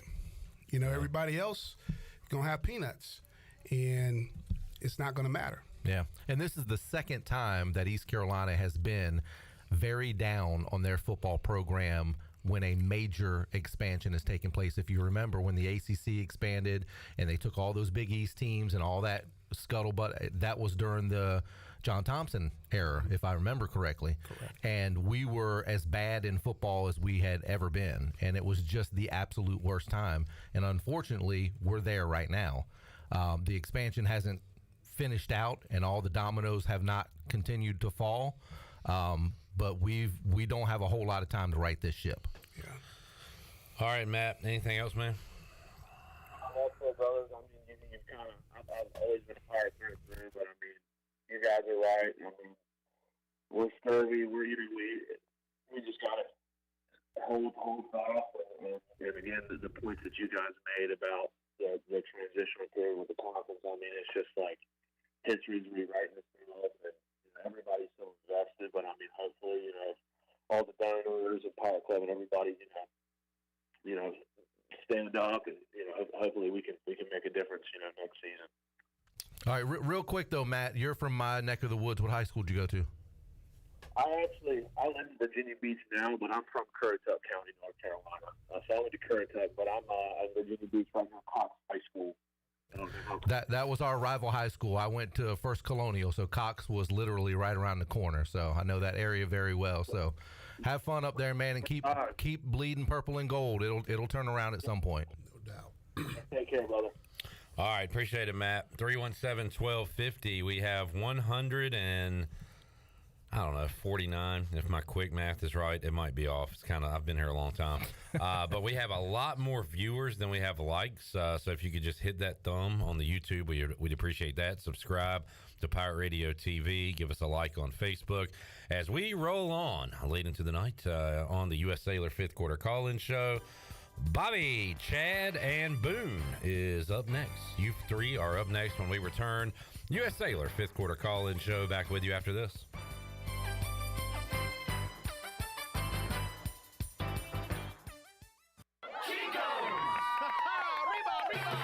Chico's Mexican Restaurant in downtown Greenville is the perfect place to get all your amigos together for some Mexican food, fun, and football. Chico's has been a game day tradition for Pirate football fans since 1983. Whether the game is home or away, make it a Chico's Day for some great specials and the best chips and salsa in town. Chico's Mexican Restaurant in downtown Greenville and online at chicosrestaurant.com. Go Pirates! This is Dr. McGraw from Orthopedics East and Sports Medicine Center. Our practice has been caring for the athletes at ECU and the residents of Eastern North Carolina for more than 35 years. Whether it's treatment for your sports injury or it's time for that joint replacement, Orthopedics East provides the latest in operative and non-operative orthopedic care. We also offer on-site physical therapy and MRI services as well as walk-in urgent care on the weekends from 10 a.m. to 2 p.m. For experienced and professional care, call us at 757-BONE or visit us online at orthoeast.com. Go Pirates! Hey, Pirate Nation! Lindsay Gray here with Carolina Caliber. Dove, ducks, and deer, it's that time of year, and we've got the guns and all the gear. When you're not getting rowdy at Dowdy, enjoy browsing our online store and take your pick from the largest selection of firearms and accessories in Eastern NC. Be sure to check out our weekly hot deals, and when you're ready, head to Carolina Caliber. Our friendly and knowledgeable staff are ready to lead you to the perfect treasure. Carolina Caliber on Fire Tower Road in Winterville. It's a time-honored tradition. Do you want to get rid of wrinkles, tighten and lift your skin, smooth your skin texture, erase veins and brown spots, get rid of unwanted hair and under-eye fat pads? Are you interested in Botox or filler? Contact the licensed professionals at Beauty Bar Medi Spa for a free consultation and ask about our newest technologies and treatments. Learn more at beautybarmedispa.com, Red Banks Road, Greenville. Enjoy your visit, love your transformation, and go Pirates! Ah, it's that time of year again. Football is back and the pads are popping. And off the field, it's the popcorn at Wally's 2 Kettle Corn that's popping. Whether it's a movie night or watching the big game with your team, Wally's 2 has you covered like ECU's defensive backs. They have over 50 flavors to choose from, including classics like cheddar, caramel, or my favorite, better butter, or specialty flavors such as Chicago Style, Wintergreen Mix, and MJ's Cheesecake. Check them out on Facebook or stop by and see Wally today on Fire Tower Road across from Sam Jones Barbecue. Wally's 2 Kettle Corn. Make it a poppin' day. Here at Brown & Wood with Jeff Stein. Jeff, I've noticed a lot of great GMC pickup trucks on the lot. Yes, sir. We have 2500s and 1500s in stock and the all-new 3.0 Duramax diesel. We earn 30 extra trucks on allocation, so go online, brownandwood.com, or stop in, build your truck, we'll get it coming for you. Brown & Wood, voted #1 by the customer in Greenville. 4 brands, 3 generations, 2 rooftops, and 1 goal to make sure you leave a happy customer. The Sidebar is the place to be this football season in downtown Greenville. Get your team together for dinner on the patio or inside starting at 5:30 Tuesday through Saturday. Or take a break from work and enjoy the tastiest foods around for lunch Thursday through Saturday from 11:30 to 2:30. And on Sundays, enjoy a delicious fall brunch from 11 to 2. Make your reservation today by calling 751-0151. Follow the Sidebar on Facebook or on Instagram at sidebar.greenville for more details. Go Pirates! Well, if it isn't the Pirate Captain. Pirate Radio. The beer's looking great, my man. The voice of the Pirate Nation. You're listening to the U.S. Cellular 5th quarter postgame call-in show. Here's Clip Brock. Now, with the Pirate Radio scoreboard, here's Shirley Rhodes. Well, I got to turn my mic on first. And a game we're keeping a close eye on is just about halftime, and it has been a battle between Colorado and UCLA. Colorado clinging to a 7-6 lead in the first half. There's 8 seconds left, and UCLA has just coughed up the ball, so the Buffaloes have a chance to try to march down the field with about 20 seconds left. They changed the clock on that. Other scores, Coastal Carolina is going to win this one. 30 seconds left in the game, 34-6 over Marshall. Air Force leads Colorado State 20-13 in the third quarter. Tennessee 26, Kentucky 17 in the third quarter. It is Washington 21, Stanford 13 in the third quarter. Ohio State has gone into the locker room at halftime with a 10-3 lead over Wisconsin, and it's Ole Miss 26, Vanderbilt nothing at the half, and Oklahoma State has taken a 10-7 lead over Cincinnati in the second quarter, and James Madison leads Old Dominion 14-3 in the second quarter. And that is a look at your Buccaneer Music Hall scoreboard, brought to you by The Buck. They have all the fun for your Sunday Fun Day covered. Kick off the day at The Buck with the largest 4K screen in Greenville, along with 18 TVs, so you don't miss a game. They have mimosa specials, a Bloody Mary menu, and pizza all day from Pizza Hut, and a weekly jersey giveaway starting at 5 o'clock. Score every Sunday at The Buck. Now let's head back into the U.S. Cellular 5th quarter postgame call-in show. Here's Clip. All right, we are back with you on the U.S. Cellular 5th quarter call-in show. We are, I've been trapped in this studio, and Jason, you have for a while. We've joined us during the game. He's been here. I'll tell you what, though, we're not going to go hungry. No. We are like tryptophaning in here after Thanksgiving. Out. Really. That Wings Over Greenville put it over the top, thanks to Wings Over Greenville 758 Wing. Jason couldn't I didn't finish my last wing. I didn't. Clip finished that bun cake though. And I wanted one of those bun cakes too, and I can't do it. I can't do it. I get it to go. My goodness. All right. 758 Wing, they'll deliver right to your door. Shirley, we going to Bath and talking to Boone? Boone and Bath. Hey, Boone. Hey, I'll keep it short tonight. I'm upset that Cincinnati, Houston, and UCF have departed, and instead of rising to the top of the AAC, we are sinking to the bottom. while the new teams are coming into our conference and pushing us around. It don't sit well with me, fellas.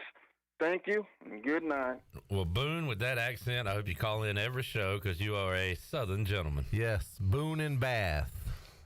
I declare you... as long as you don't take a bath in Boone. I declare that I would like to stay in this particular establishment. Right. I say. Right when you said Cincinnati. Cincinnati. All right, we go to Cellular City and talk to Chad. Cellular City. Hello, Chad. Hey, Cliff, it's Pike. What's up, Pike? In a different place tonight. But I did think we played a little better tonight. And obviously we didn't play good enough. But to pick up on the point someone said about the Pirate Club, I've just rejoined this year. Was unable to attend for a long time because of some medical reasons. But I don't hear from anybody either. But I will say that the people I do deal with there is always top notch. Now, I'll tell you this, from the business school, I've given to them consistently, not a whole lot, but every year. And the last time anybody called me from there, they weren't even the students calling anymore. They were people they farmed it out to. And, it just doesn't seem right that they can't get somebody from your own school to call and ask you for money. And that's all I got. All right, Pike, hearing that call a few times here tonight as well. I feel like this has been a very, sad, depressing. We're going through the stages of grief this season. We're at the sad part, I believe. It's funny that you say that because I was thinking about that earlier. You go from, it's like a breakup. You go from mad to depressed to wanting to cry to denial. Apathy. We had denial. Yeah, we've gone through all the stages so far. Yeah. But you can, and this is the first time Jason's kind of experienced this, where you can hear it in the voices of the callers, because it goes from "I can't stand this anymore. This has got to stop" to, "Man, I'm just I don't even know what to say." I mean, that's the tone. Yeah. And you can hear it. You can hear the apathy. The sad is that's how I feel. I do too. You're all out of anger at this point. Yeah, it's like I came in here and I'm like, well, I already know what this is about to look like. Yeah. And they kept us afloat a little bit, but it's at the point where getting upset right now does it change anything? Because we're in the boat. We're 1-7. Yeah. And we're not the ones that's going to make any decisions. So, no need to lose sleep over it. I'm sad, disappointed, was angry, was frustrated, was all those emotions at certain parts of this season, except for today. Yeah. 317-1250, we go down to West Palm Beach and talk to Bobby. Hey, Bobby. Hey, good evening, guys. Hey, I want to touch a little bit on the NIL. I mean, kind of the season is, what the season is. We all kind of seem to be watching the same thing every week. But, I think when it comes to NIL, collectives, transfer portals, there is not going to be some, mega booster or series of mega boosters or corporations that are coming and save the day for us. Yeah, we might get a one-time donation and somebody's going to help, the collective, or as we see, help, fund a baseball stadium improvement or, a football stadium improvement, whatever the case may be. This is going to have to be old school Pirate Nation, you, me, our neighbors, alumni. I give $50 a month to that collective, and that's not a lot of money. But you know what? $50 a month is $600 a year, and you get a few thousand people like me, and there's people giving more than me, I know. But all of a sudden, we've got $2 or $3 million. And I hear a lot of people talk about, not me. Somebody else has got to give the money. If we're going to win, we're going to be successful, we're going to compete in this new era.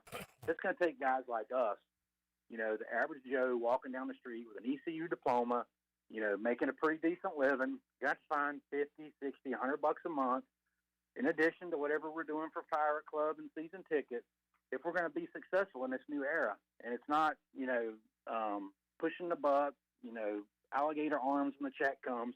We all got to contribute. We all can get on here and complain, but the solution is not the Pirate Club doesn't call me, the Boneyard Collective doesn't call me, my alumni don't call me. get up, get your ass on the phone, on the email, on the computer, be proactive, and quit blaming everybody else. You know, I don't want to hear about Carolina anymore, State anymore, SMU. I've been to SMU. They got a handful of big boosters. Hey, that's great. They can't get 25,000 people in the stadium. You know, that's not going to be a problem for them anymore, moving forward probably. But they don't hold a candle to what Pirate Nation brings. And we're all just going to have to freaking cinch up our pants, dig it a little bit deeper in our pockets for $50 a month, $75 a month, and next thing you know, we'll have $3-4 million. But the only people going to make it happen is us, not Johnny Booster that's going to drop in $1 million one time. It's going to take all of us getting together, making it happen. No excuses. The landscape has changed. It ain't going back like Jason and Mark said earlier.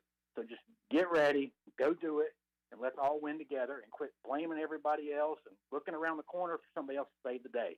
I'm out. Bobby's out. Well, I agree. Rack 'em. I agree with Bobby on most of those points, except for the one to where it's on the donor to get off their butt and go knock down and break down the door of the university or call them and say, please, university, take my money. Please, university, take my money. It doesn't work that way. When I worked at WITN, we did a telethon every year for Children's Miracle Network, and over 3 days during the weekend, we raised over $1 million. We did not go on TV and ask, or we didn't just say, okay, we're going to sit up here and we're not going to do anything. You didn't tell anybody. We're not going to tell you what we're doing. We're not going to tell you what we're doing. We're just going to sit up here on the air and we're not going to say a thing, but we're going to expect you to call in and give us your money. No, we constantly asked for that money. We made pledges for it. We said, please, we called people we knew. You have got to go out and market yourself, and you have got to go out and you have got to ask for that money, because money's hard to come by. Now, you know, these people that are saying, you know, I'm giving $50 a month and that's not a whole lot. Let me tell you what, in this day and age, it is a whole lot. When grocery bills are high, when gasoline is high, when wages aren't going up, money is hard to come by. And if you want somebody's money, you dang on better call them and ask for it, because nobody's going to come up off any extra cash just because they feel like it. That doesn't work. The university has to make sure they go out there and they have got to hit the pavement, period. All right, 317-1250 on the Halloween Express live line. Brian in Raleigh is next on the U.S. Cellular fifth quarter call-in show. Hey, Brian. Hey guys, thanks for the line tonight, and I think Billy, I totally agree with you with the last caller. I was going to jump in on that as well. You know, it'd be great to see have the players take a couple hours on a Saturday, and you have a phone blitz. If you get a phone call from a couple of football players looking to raise money, I mean, that makes impact to people. You know, have some of the student athletes call if you want us to support you, and you have a student athlete reach out to you and connect with Pirate Club members. I think that would be a great idea, but you can't be passive about it. I know a big topic tonight has been NIL, and we've heard a lot of legacy stuff. Oh, you know, the Chris Johnson day. You know, I was sad to hear the Chris Johnson days were the glory days. That made me feel kind of old. I don't know. Well, Jason, you disagree with that, right? Days. We had a lot of other glorious days earlier than that, for sure. But you know, it was about bringing guys in and developing them and making them better. And I do think the coaching staff has got to take it on the chin a little bit that we, East Carolina University, have been viewed now as a point for the group of five that, you know, we're a feeder school now with the transfer portal and some of these other places where these schools can feel they can come in and pay for some of our better players, that they can do that. You have to be aware of that. You have to be conscious of that from a standpoint and be prepared that younger guys and guys are going to have to be ready to play earlier, and we were not prepared for that. And that's clear. We're under talented, and we missed some recruits. Again, very, very, very clear. So at this point, you know, we do have to buck up. We do have to go together, but we also have to be more proactive on our end to go to those other schools that are underneath us. Find those talented players that are looking for a bigger opportunity and a bigger school to come and play for us. But we do need to see, I think, or something I'm looking for is more of a plan. right? I think we're hearing a lot from in the post-game press now. Oh, the guys played hard. The guys, played with a lot of intensity. They gave a lot of effort. Isn't that like the minimum, right, for what you're doing as being part of the football team? Shouldn't you be trying? Shouldn't you be giving maximum effort? Shouldn't you be playing hard? Like, you shouldn't have to ask for that. That should just be part of the deal. So, we need to see that this coaching staff has a plan. I'd really like to hear somebody step forward from a leadership perspective and really own it and say, this is the problem. These are the solutions that we're going to work on and what we're going to step on moving forward. And collective, ECU collective, not just the big donors, this is what we need you guys to do to be a part of this to help make us successful. Somebody needs to step forward and have a plan, because I just don't see it. And Billy, you're right. The empathy is set in. I went to homecoming last week and went to the library ECU legacy exhibit with all the football helmets. And it was a nice thing. There was nobody there. Me and my family were the only people in that little meeting. And it was kind of sad, right? It was kind of sad for homecoming. It didn't feel very exuberant, and it didn't feel like that people were really about it. So I think we got to build back the fans' trust, and I think we really need leadership to step forward and take some control, put a plan out there, and to Billy's point then, lead the collective, lead the people, be what we need to give us that path that we can help you make this thing better in the long term. So I believe Purple too. I'd like to see them do well, but go Pirates, and hopefully we can all band together and turn this thing around. Thanks for what you do, fellas. Have a good night. Thank you, Brian. Good call in Raleigh tonight. Great call. I think he's right. We got to band together and find a way. Can't be this is how we've done it. It has to be, what do we got to do now? Yeah, we're in a new era. He's talking about that collective, like how we lose guys. You know what? I sat here and I watched these games, and I saw a lot of good players on Georgia State, Georgia Southern, FAU. Go recruit those guys. Absolutely. Because he's right. A couple callers before, they're not putting any more money on those players than what we are. And I bet you ours is probably better than them. Well, look, everybody is looking for the BBD, and that's the bigger, better deal. Our players are looking for it here on the next jump, so we should be looking at those players that have that talent lower than us, looking for that bigger, better deal, which is East Carolina. Yeah. All right, we go next to Dave in Arlington, Virginia on the Halloween Express live line. Dave, what's up? Hey, Cliff, how you guys doing? Doing all right. Well, listen, I'm sitting here trying to analyze this whole process, what we've been through this year. I look at Mike Houston's career, and there's no doubt Mike Houston is a credible football coach. Lenore Ryan, Citadel, James Madison, ECU. But Mike Houston's career has been built upon going in 2 or 3 years and skipping schools. And there's nothing wrong with that. He's got to make a living. Now we live in a world where players are doing the same thing. And now I think Mike Houston was planning on last year getting a 10-2 season and jumping ship, which I don't doubt the man for that. And now we got players. We're not living in the Steve Logan years where we can develop players. We develop players, and guess what? They're going to another school. I don't know what the answer is with this NIL deal. I don't know what any of the answers with this stuff is. But it's sad for college football. It should be pure. I've enjoyed watching D2 college football more this year than I have Division I. Because you know what? That's pure football. Those kids are out there playing football, no scholarships, no NIL money, playing the game. And it's sad what's happened to college football. And I think Mike Houston, all credit to him for what he's done for East Carolina, but I don't think he planned to be here this year. And with him having that mentality, we're left with what we're left with. We've got an empty cupboard. When Skip left, we had an empty cupboard. And he's not the first coach that's done this. And I'm just sad for college football, really. And it's not just East Carolina; it's all the schools out here that are dealing with this nonsense. I mean, the Big Ten's now the Big 25. I mean, it's just unheard of times. None of us grew up in the '90s or even 10 years ago thinking this would happen to college football. And East Carolina's getting our asses whipped, not being able to play the game. It's that simple. And, I don't know what the answer is. I mean, everybody wants to talk about people giving money.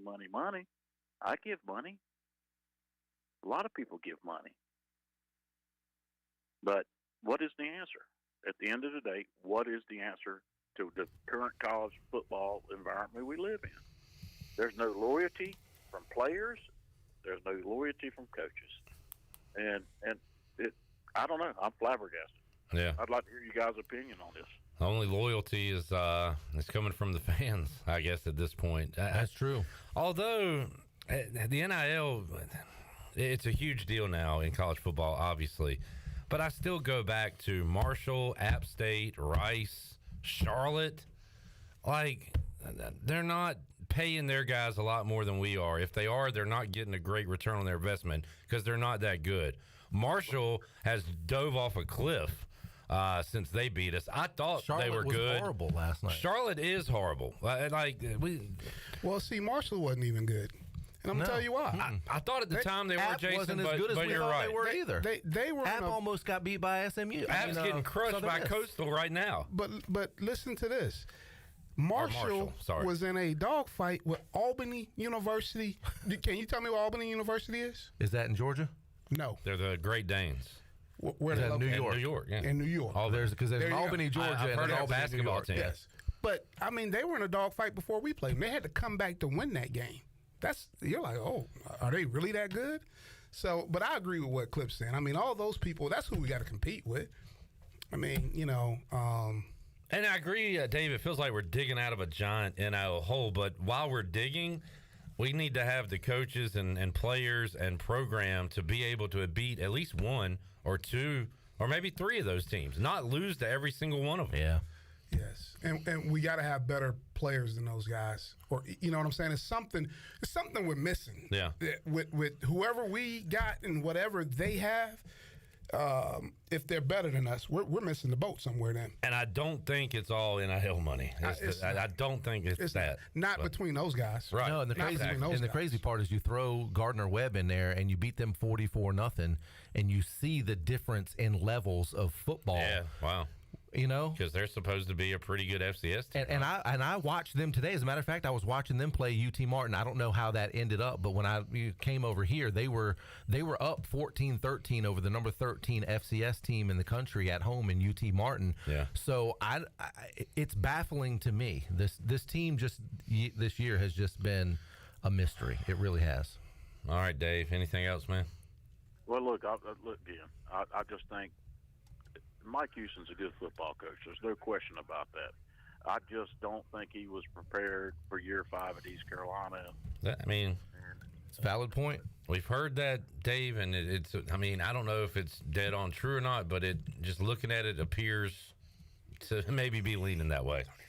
Well, look, you know what? We all bleed purple and gold, and, it's going to get better. There's no doubt about that. And anyway, I'll let you guys go on to the next caller, but go Pirates. All right. Thank you, Dave. There is Dave in Arlington. We are getting close to last call for your calls. We got to get out of here at some point. I am tired of this chair. I think I'm stuck to it. I'm going to need y'all to peel me off. I know my wife just sent me a text. How much longer are y'all going to be on the air? 317-1250. Coming down the home stretch here. More to go after this.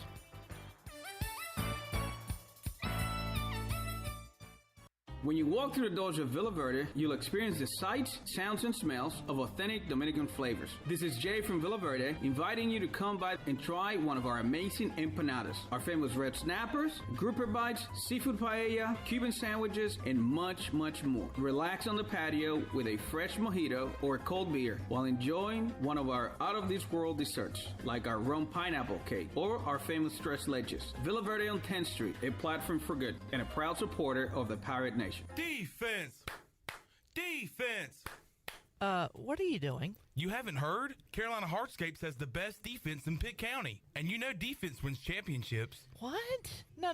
They have the best fence company in Pitt County. Wait, they do fencing now? That's right. Just give them a call at 364-1201, and they'll get the job done right. And don't forget, they still do patios, pools, and mulch. Wow, now that's a championship caliber company. Carolina Hardscapes. Enjoy the outdoors.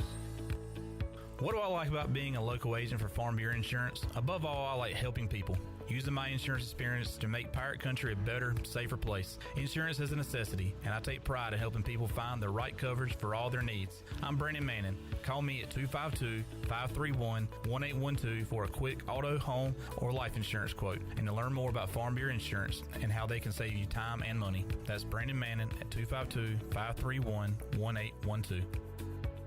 Do you have any real estate questions about buying or selling residential or commercial properties? Are you curious about this current real estate market? Do you need a property manager for all your rental houses? This is proud ECU alum Scott Harris with RE/MAX Preferred Realty and SD Harris Properties, and I would love to help answer every question you have and show you a real estate experience that will be memorable and enjoyable. Every step of the way, I'm here to make your dreams a stress-free reality. Call me today at 347-1857. That's 347-1857. Go Pirates. Country Mart has been locally owned and operated for over 40 years and is your premier country store serving the best cheese biscuits and country food around. Country Mart is open every day and has 2 locations in Bethel on Highway 11 and in Stokes on Highway 903. Both Country Mart locations are top-of-the-line fuel stations serving Shell gas, including 93 ethanol-free high-octane gas, which is the best for all you boat owners. Country Mart, fueling you up with great food in your engines with great gasoline. Go Pirates. Get ready for tailgate season at Shimmer Boutique. Locally owned and operated, Shimmer has the best selection of game day apparel and accessories for ladies. And gentlemen, Shimmer has a newly restocked wide selection of t-shirts with brands like Local Boy, Old South, Southern Fried Cotton, and the newest edition, Pimp Shrimp. Shimmer has everything you need this fall. They carry the largest selections of Yetis and Hey Dudes and more. Be ready for game day and every day at Shimmer Boutique with locations in Greenville, Winterville, and Jacksonville. Go Pirates! Familia is your go-to spot for the best Italian dishes around, including pizzas, pastas, salads, and homemade desserts. That's Familia. Enjoy half-off wine night on Wednesdays, $3 drafts on Thursdays, or get a pizza of the week for just $12. That's Familia. Place your order online or call 689-6330, and Familia will have your order ready in their drive-thru window for pickup. That's Familia. Clip, really? Oh, sorry. Familia on Fire Tower Road in Winterville near Pitt Community College. This is Dixon Williams from ECU Baseball, and you're listening to Pirate Radio, the voice of the Pirate Nation.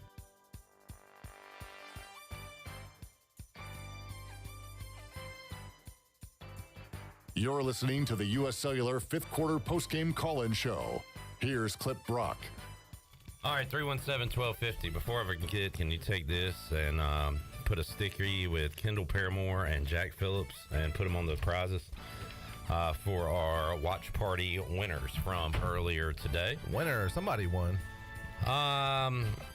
John Moody wants to get to 100 likes.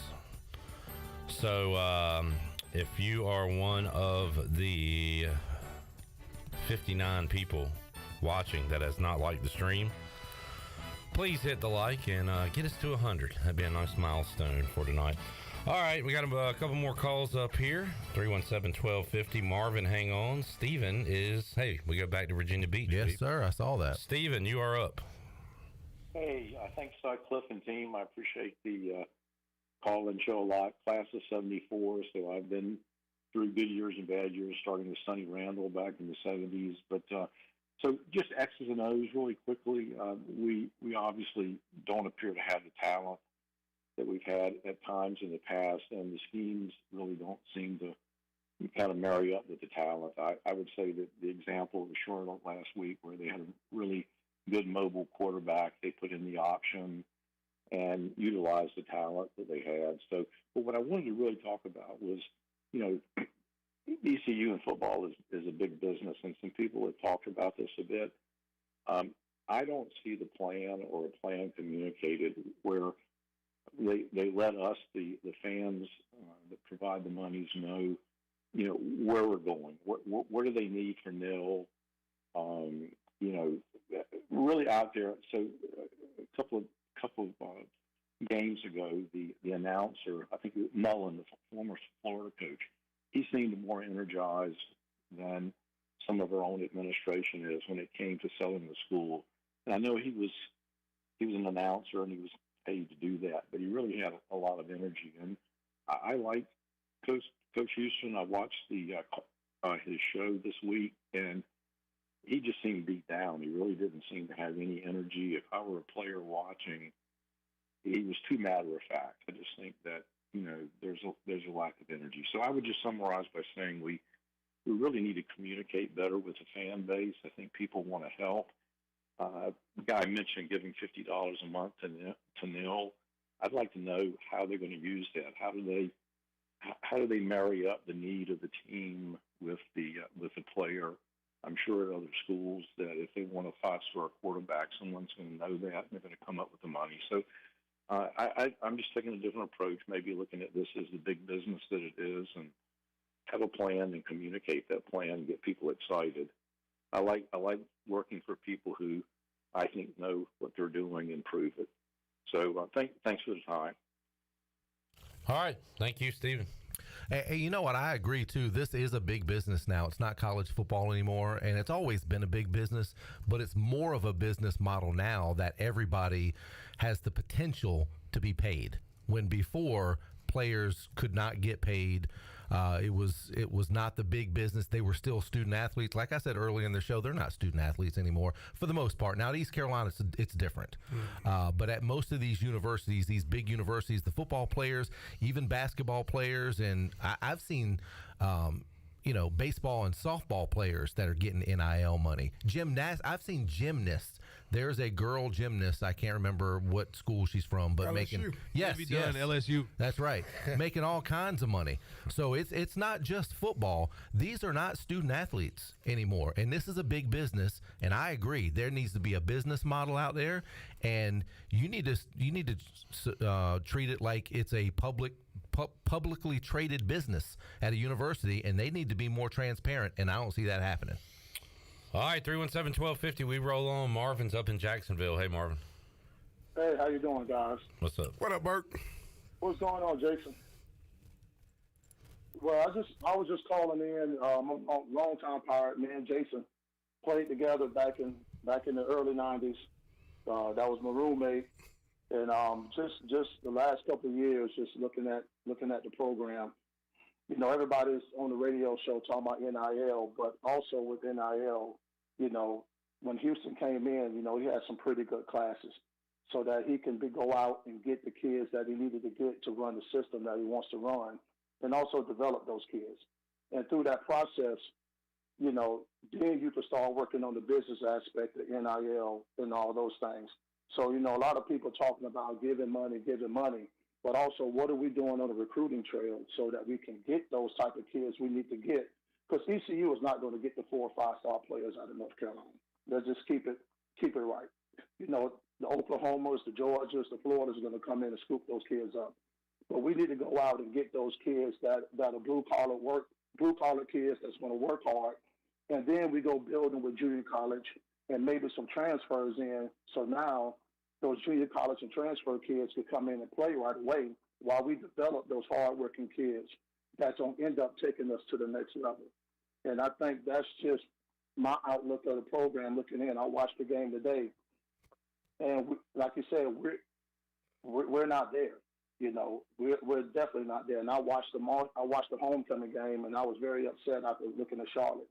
Because it's like, is this the ECU that we're used to seeing, or is there something wrong with what the product that we're putting out on the field? So what's y'all guys' opinion on that? Well, the only problem is that with having guys come in when you go into the junior college ranks and do that like we used to do and sit guys and develop them to have them learn, that used to be the way to go. But now that these guys can transfer, everybody thinks they can play right now, and they should play right now, and they want to play right now. And if they're not playing right now, they'll go somewhere else where they can play right now. That's the only problem, and I hate that about the transfer portal. You know, the thing I like, Bert, that you said is junior college. I think there is everybody's focused on the transfer portal. But let me tell you what a junior college player is. Hungry. Yeah. They don't come out of there with a lot of NIL opportunities, probably. Maybe the top national players out of JUCO will. Like a Cam Newton, like yes, when he came those guys out. will. Yeah.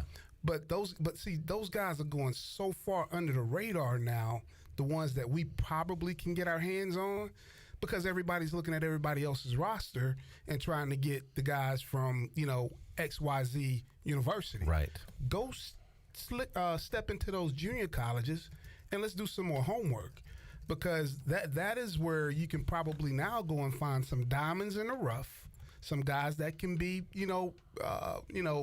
developed in our program and come in here and help us, because I'm not saying nobody, but when was the last time you heard about a great junior college player here in the last year or two? Not many. And another kind of opportunity is some of the prep schools. I mean, when's the last time you heard maybe like a Fork Union Military Academy prep schools where guys that may not have the grades coming out of high school, that since we can't take those Prop 48 guys because of the conference rules, then you go the way of the prep schools. And I don't think we hear a whole lot about that anymore. Yeah.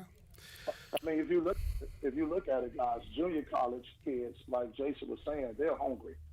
I mean, they're once. The only reason why they're at junior college is because they lack the grades or they need another extra year or two to development on the field. Those are the type of kids that we can go out and get. Like Jason said, they don't need NIL money. They're just looking for the opportunity. And their opportunity is going to be 1 or 2 years, while you can still go out and get the 3-star. The transfer portal is. I coach high school football now. The transfer portal is killing high school football. It's killing it.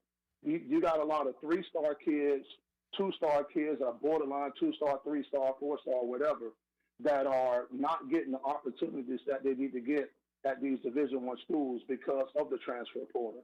Colleges come into our school and they say, hey, we're waiting on the portal. We like the kid, but we're waiting on the portal. So that 3-star kid is now having to go the JUCO route just to get another opportunity to play at the college level or the Division I level. And those are the type of kids that ECU could come in and sweep up. And now they're in your program. They can play at the Division I level. In the 90s, there'll be a Division I kid. But now with the transfer portal, they are not. They're JUCO kids or Division II kids. That's why Division II football is so strong, because they're getting the 3-star kids that Division I is overlooking either via the transfer portal. I tell you what, you've just hit it on the head. I had not thought about that, but that is an outstanding point of how the transfer portal in college football is affecting high school football. And you never really would have thought of that before. But that's a great point, because there's a lot of guys that are going to get overlooked that are damn good athletes that go back to what we talked about before and what made East Carolina's teams and programs so tough before is those guys with that chip on. If anybody's got a chip on their shoulder, it's a 3-star guy that's gotten overlooked at junior college. Absolutely. And right. He's feeling like, I shouldn't be here. Yep. Now I've got to prove myself. Yep. And that's a great point. Well, and Burke said that, and I tell you what, I saw it when I was at the University of Richmond during the COVID year, because a lot of guys didn't go out on the road and recruit during the COVID time. And man, we had a D lineman that came in from Orlando, and you're like, God, dog. I mean, like, his film was excellent. I was like, this is too good to be true. Yeah. No, a lot of people overlooked him. And so there's other guys. What you got to do now is dig deeper, right? You just can't go and say, oh, I'm going to go here and I'm going to go there. You got to dig a little bit deeper to find those hidden gems, and it's probably in the junior college ranks. Mm-hmm. And that's been the story of ECU football over the years, right, Billy? Finding the diamonds in the rough. The diamond in the rough. And those guys. The guys that have the chip on their shoulder that nobody else wanted to take a chance on, or the ones that hear all of this from the colleges, well, we're waiting on this, and we're recruiting another quarterback out in California. So if that doesn't work out, players don't want to hear that they're second, third choice. They don't want to hear that. And those are the guys that we need to get. But like you said, it's going to take some deeper digging. Yeah, and then you don't have to worry about the NIL because now it turns out to be loyalty. Yep. Yeah. Guys are going to be loyal to you because you gave them an opportunity to play at that level, and you won't have to worry about those guys leaving. Marvin, great call, and cool to a teammate of yours. Go Pirate. That's my roommate. That's awesome. Go Burke. I hadn't talked to Burke in a long time. Good to hear from you, man. Thanks for calling us tonight. Hey, thank you, guys. All right. Let's take a break. Shirley will come back. We'll have our Brown and Wood drive of the game. And more of your calls if you want to jump in. Getting close to last call for your calls. More to go on the U.S. Cellular 5th Quarter Call-In Show after this.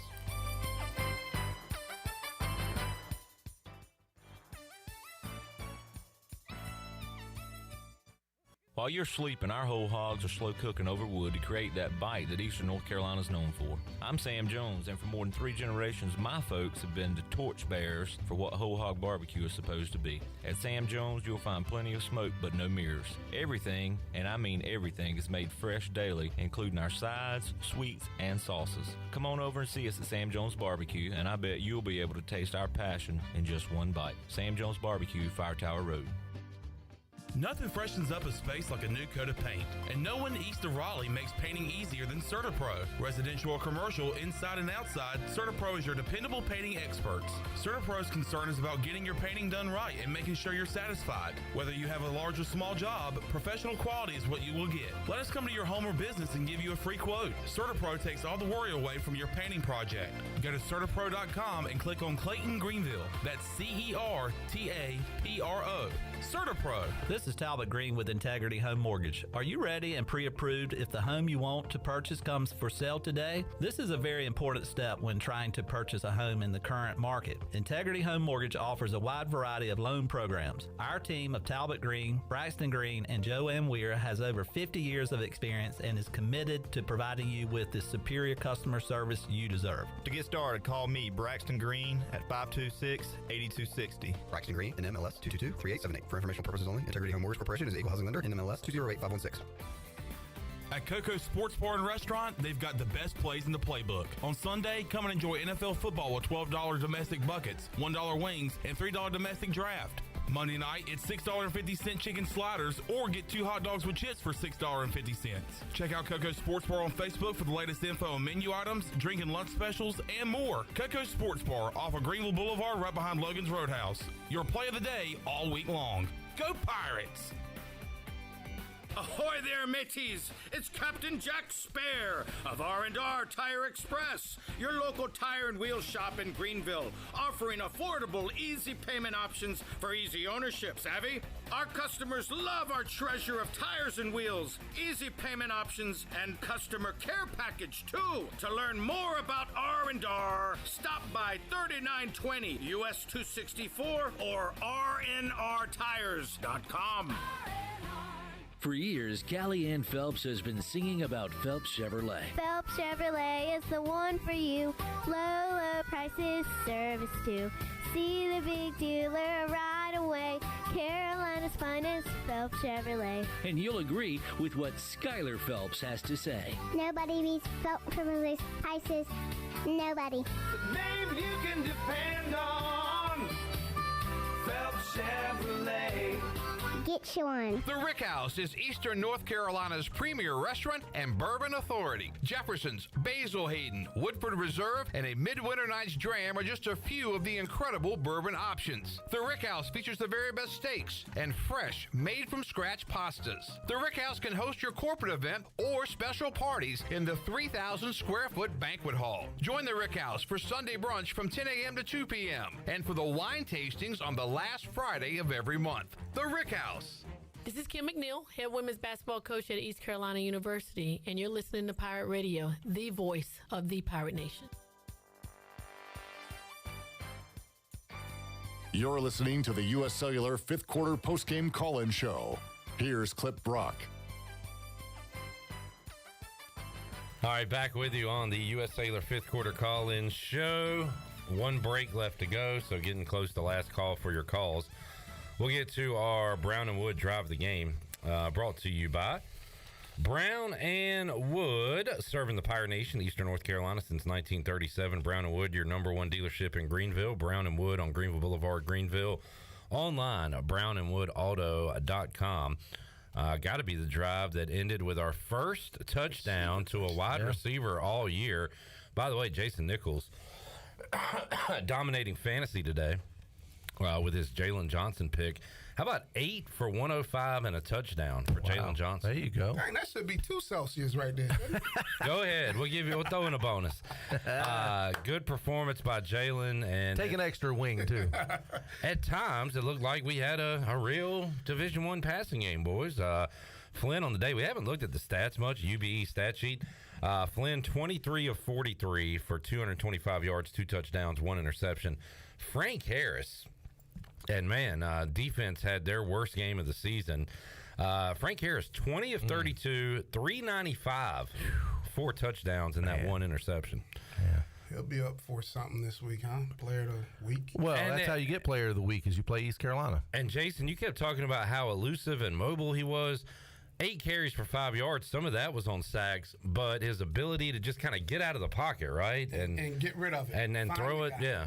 And you could tell that was, A, he's good, but B, very experienced. He's been around forever. Yeah, because when he was moving the pocket, he wasn't panicking. He was creating more time for receivers to uncover. Yeah. You'll see him. He'll get towards the line and he'll start moving lateral because he's saying, no, I'm looking for the open receiver. Similar weave to what we saw with Holton throwing on the run, left-handed quarterback. Saw a lot of that today. Yeah, Frank Harris. Who's the receiver that had 7 touchdowns coming in? I think he had 2 touchdowns tonight. Bo Cephas? Yeah. What did Joshua Cephas? Cephas. What did he end up? His numbers for? Well, Billy, he only had 4 catches. Yeah, but so probably good. for about 150 yards. 183 yards. Oh wow. Okay. All right. 45.8 yards per catch. Wow. Yeah. Kellogg, Ogle Kellogg, 5 for 85, 2 touchdowns. What's the big tight end's name? That was a big fella number 9. He was 280. Cardenas maybe. He had a touchdown. 4 for 21. They're a good team. Jason said he doesn't see them beating Tulane, but I think they could be undefeated the last weekend of the regular season when they play Tulane. Rice gave Tulane a scare today. They did. They were in the game. They did. So. All right. Anything can happen. Brown and Wood drive of the game. All right, Shirley, let's take our final break. Last call for your calls, 317-1250. We'll be back to wrap it up after this.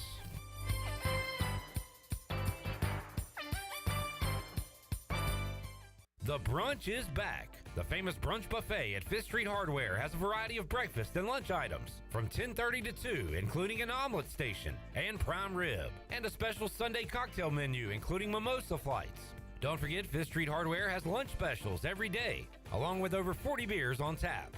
Trivia Wednesday, live music every Thursday night, and a late-night menu through the weekend.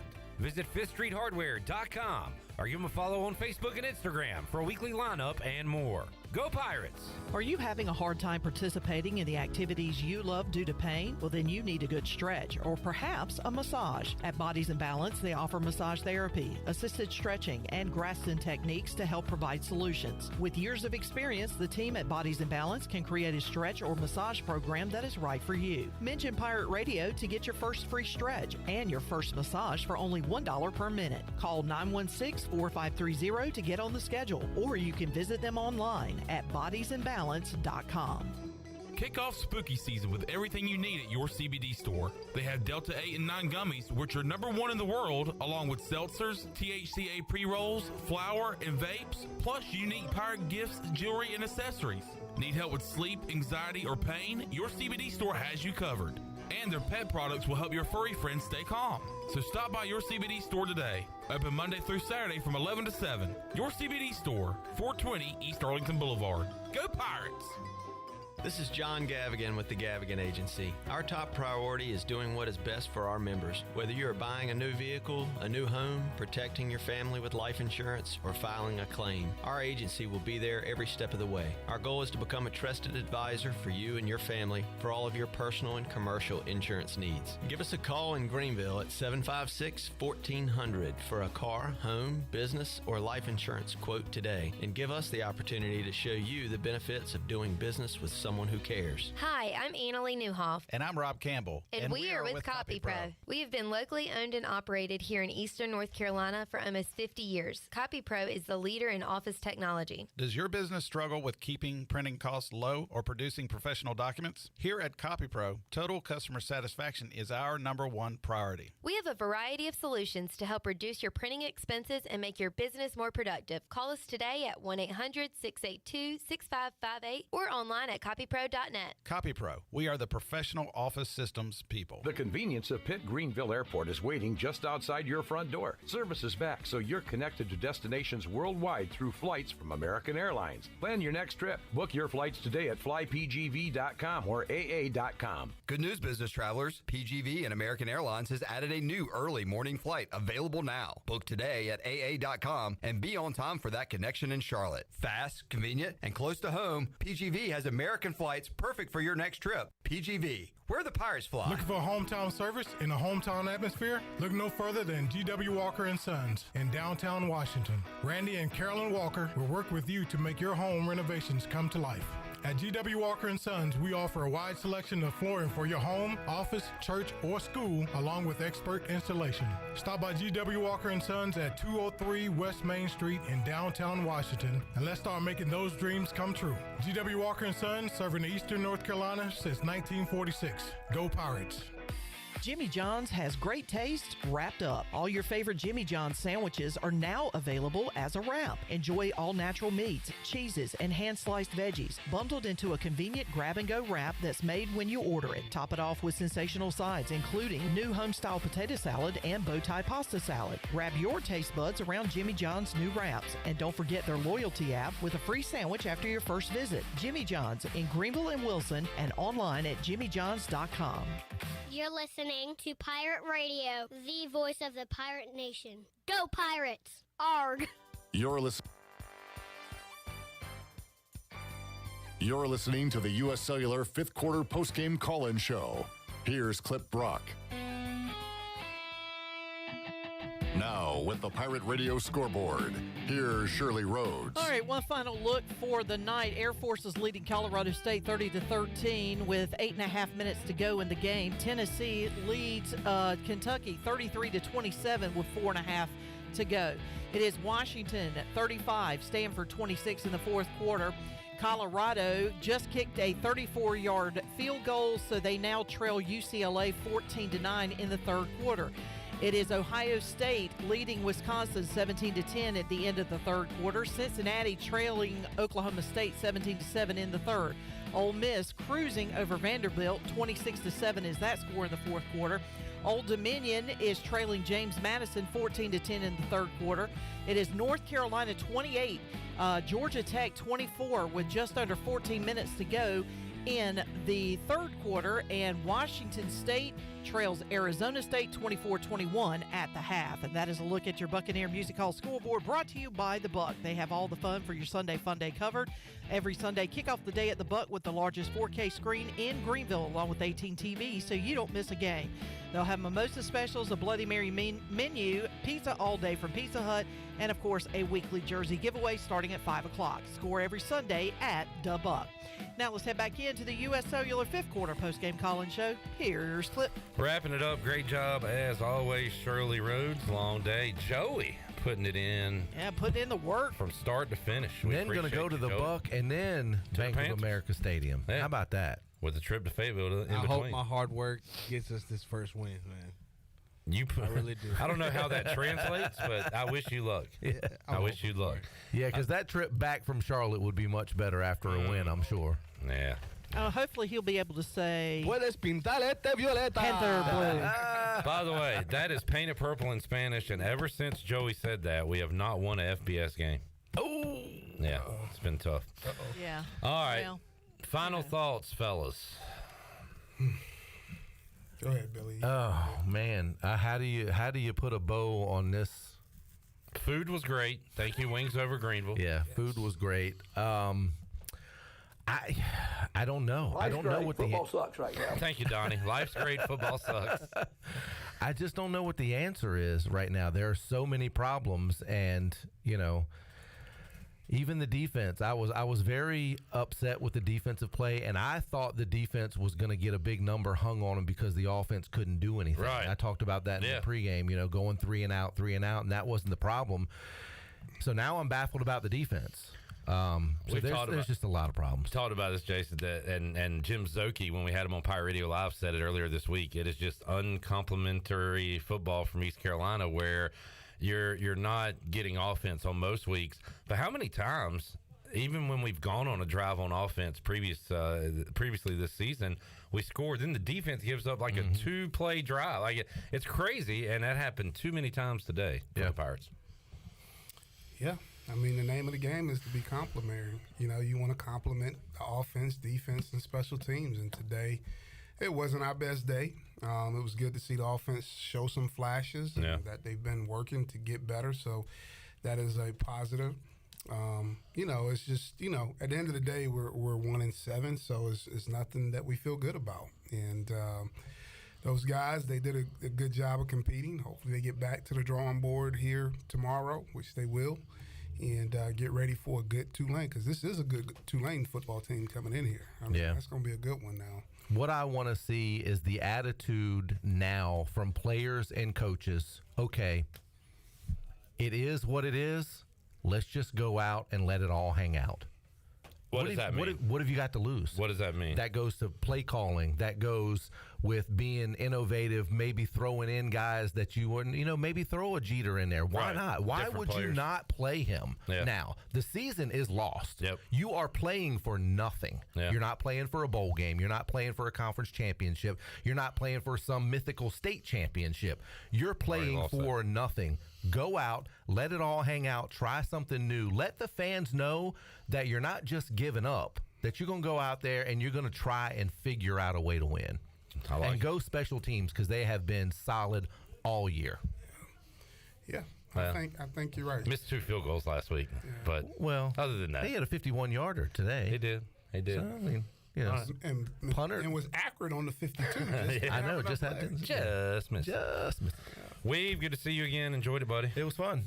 And Jason, we try to have fun despite all the losses piling up, but awesome work as always, man. Enjoy having you here. Thank you. Hey, and just for the record, we hope we don't see you here next year. Yeah. And that is a compliment. One and done. That is, we're rooting for you big time, really, because you deserve it. Talking to you this year has been a pleasure. Yeah. I'm saying this like this is the last game of the year, but and we love you, man. I know, but it really has been. It's been eye-opening, and I know you know what you're talking about, and somebody deserves to have you on their staff for sure. Fans have really enjoyed it too. That's right. I tell you what, man, I appreciate that. I appreciate you guys. I appreciate you guys giving me this opportunity to come up here to talk football and talk about Pirate football in particular, because it is a special place in my life. And we got a few more games, so I'm not going to even go there yet.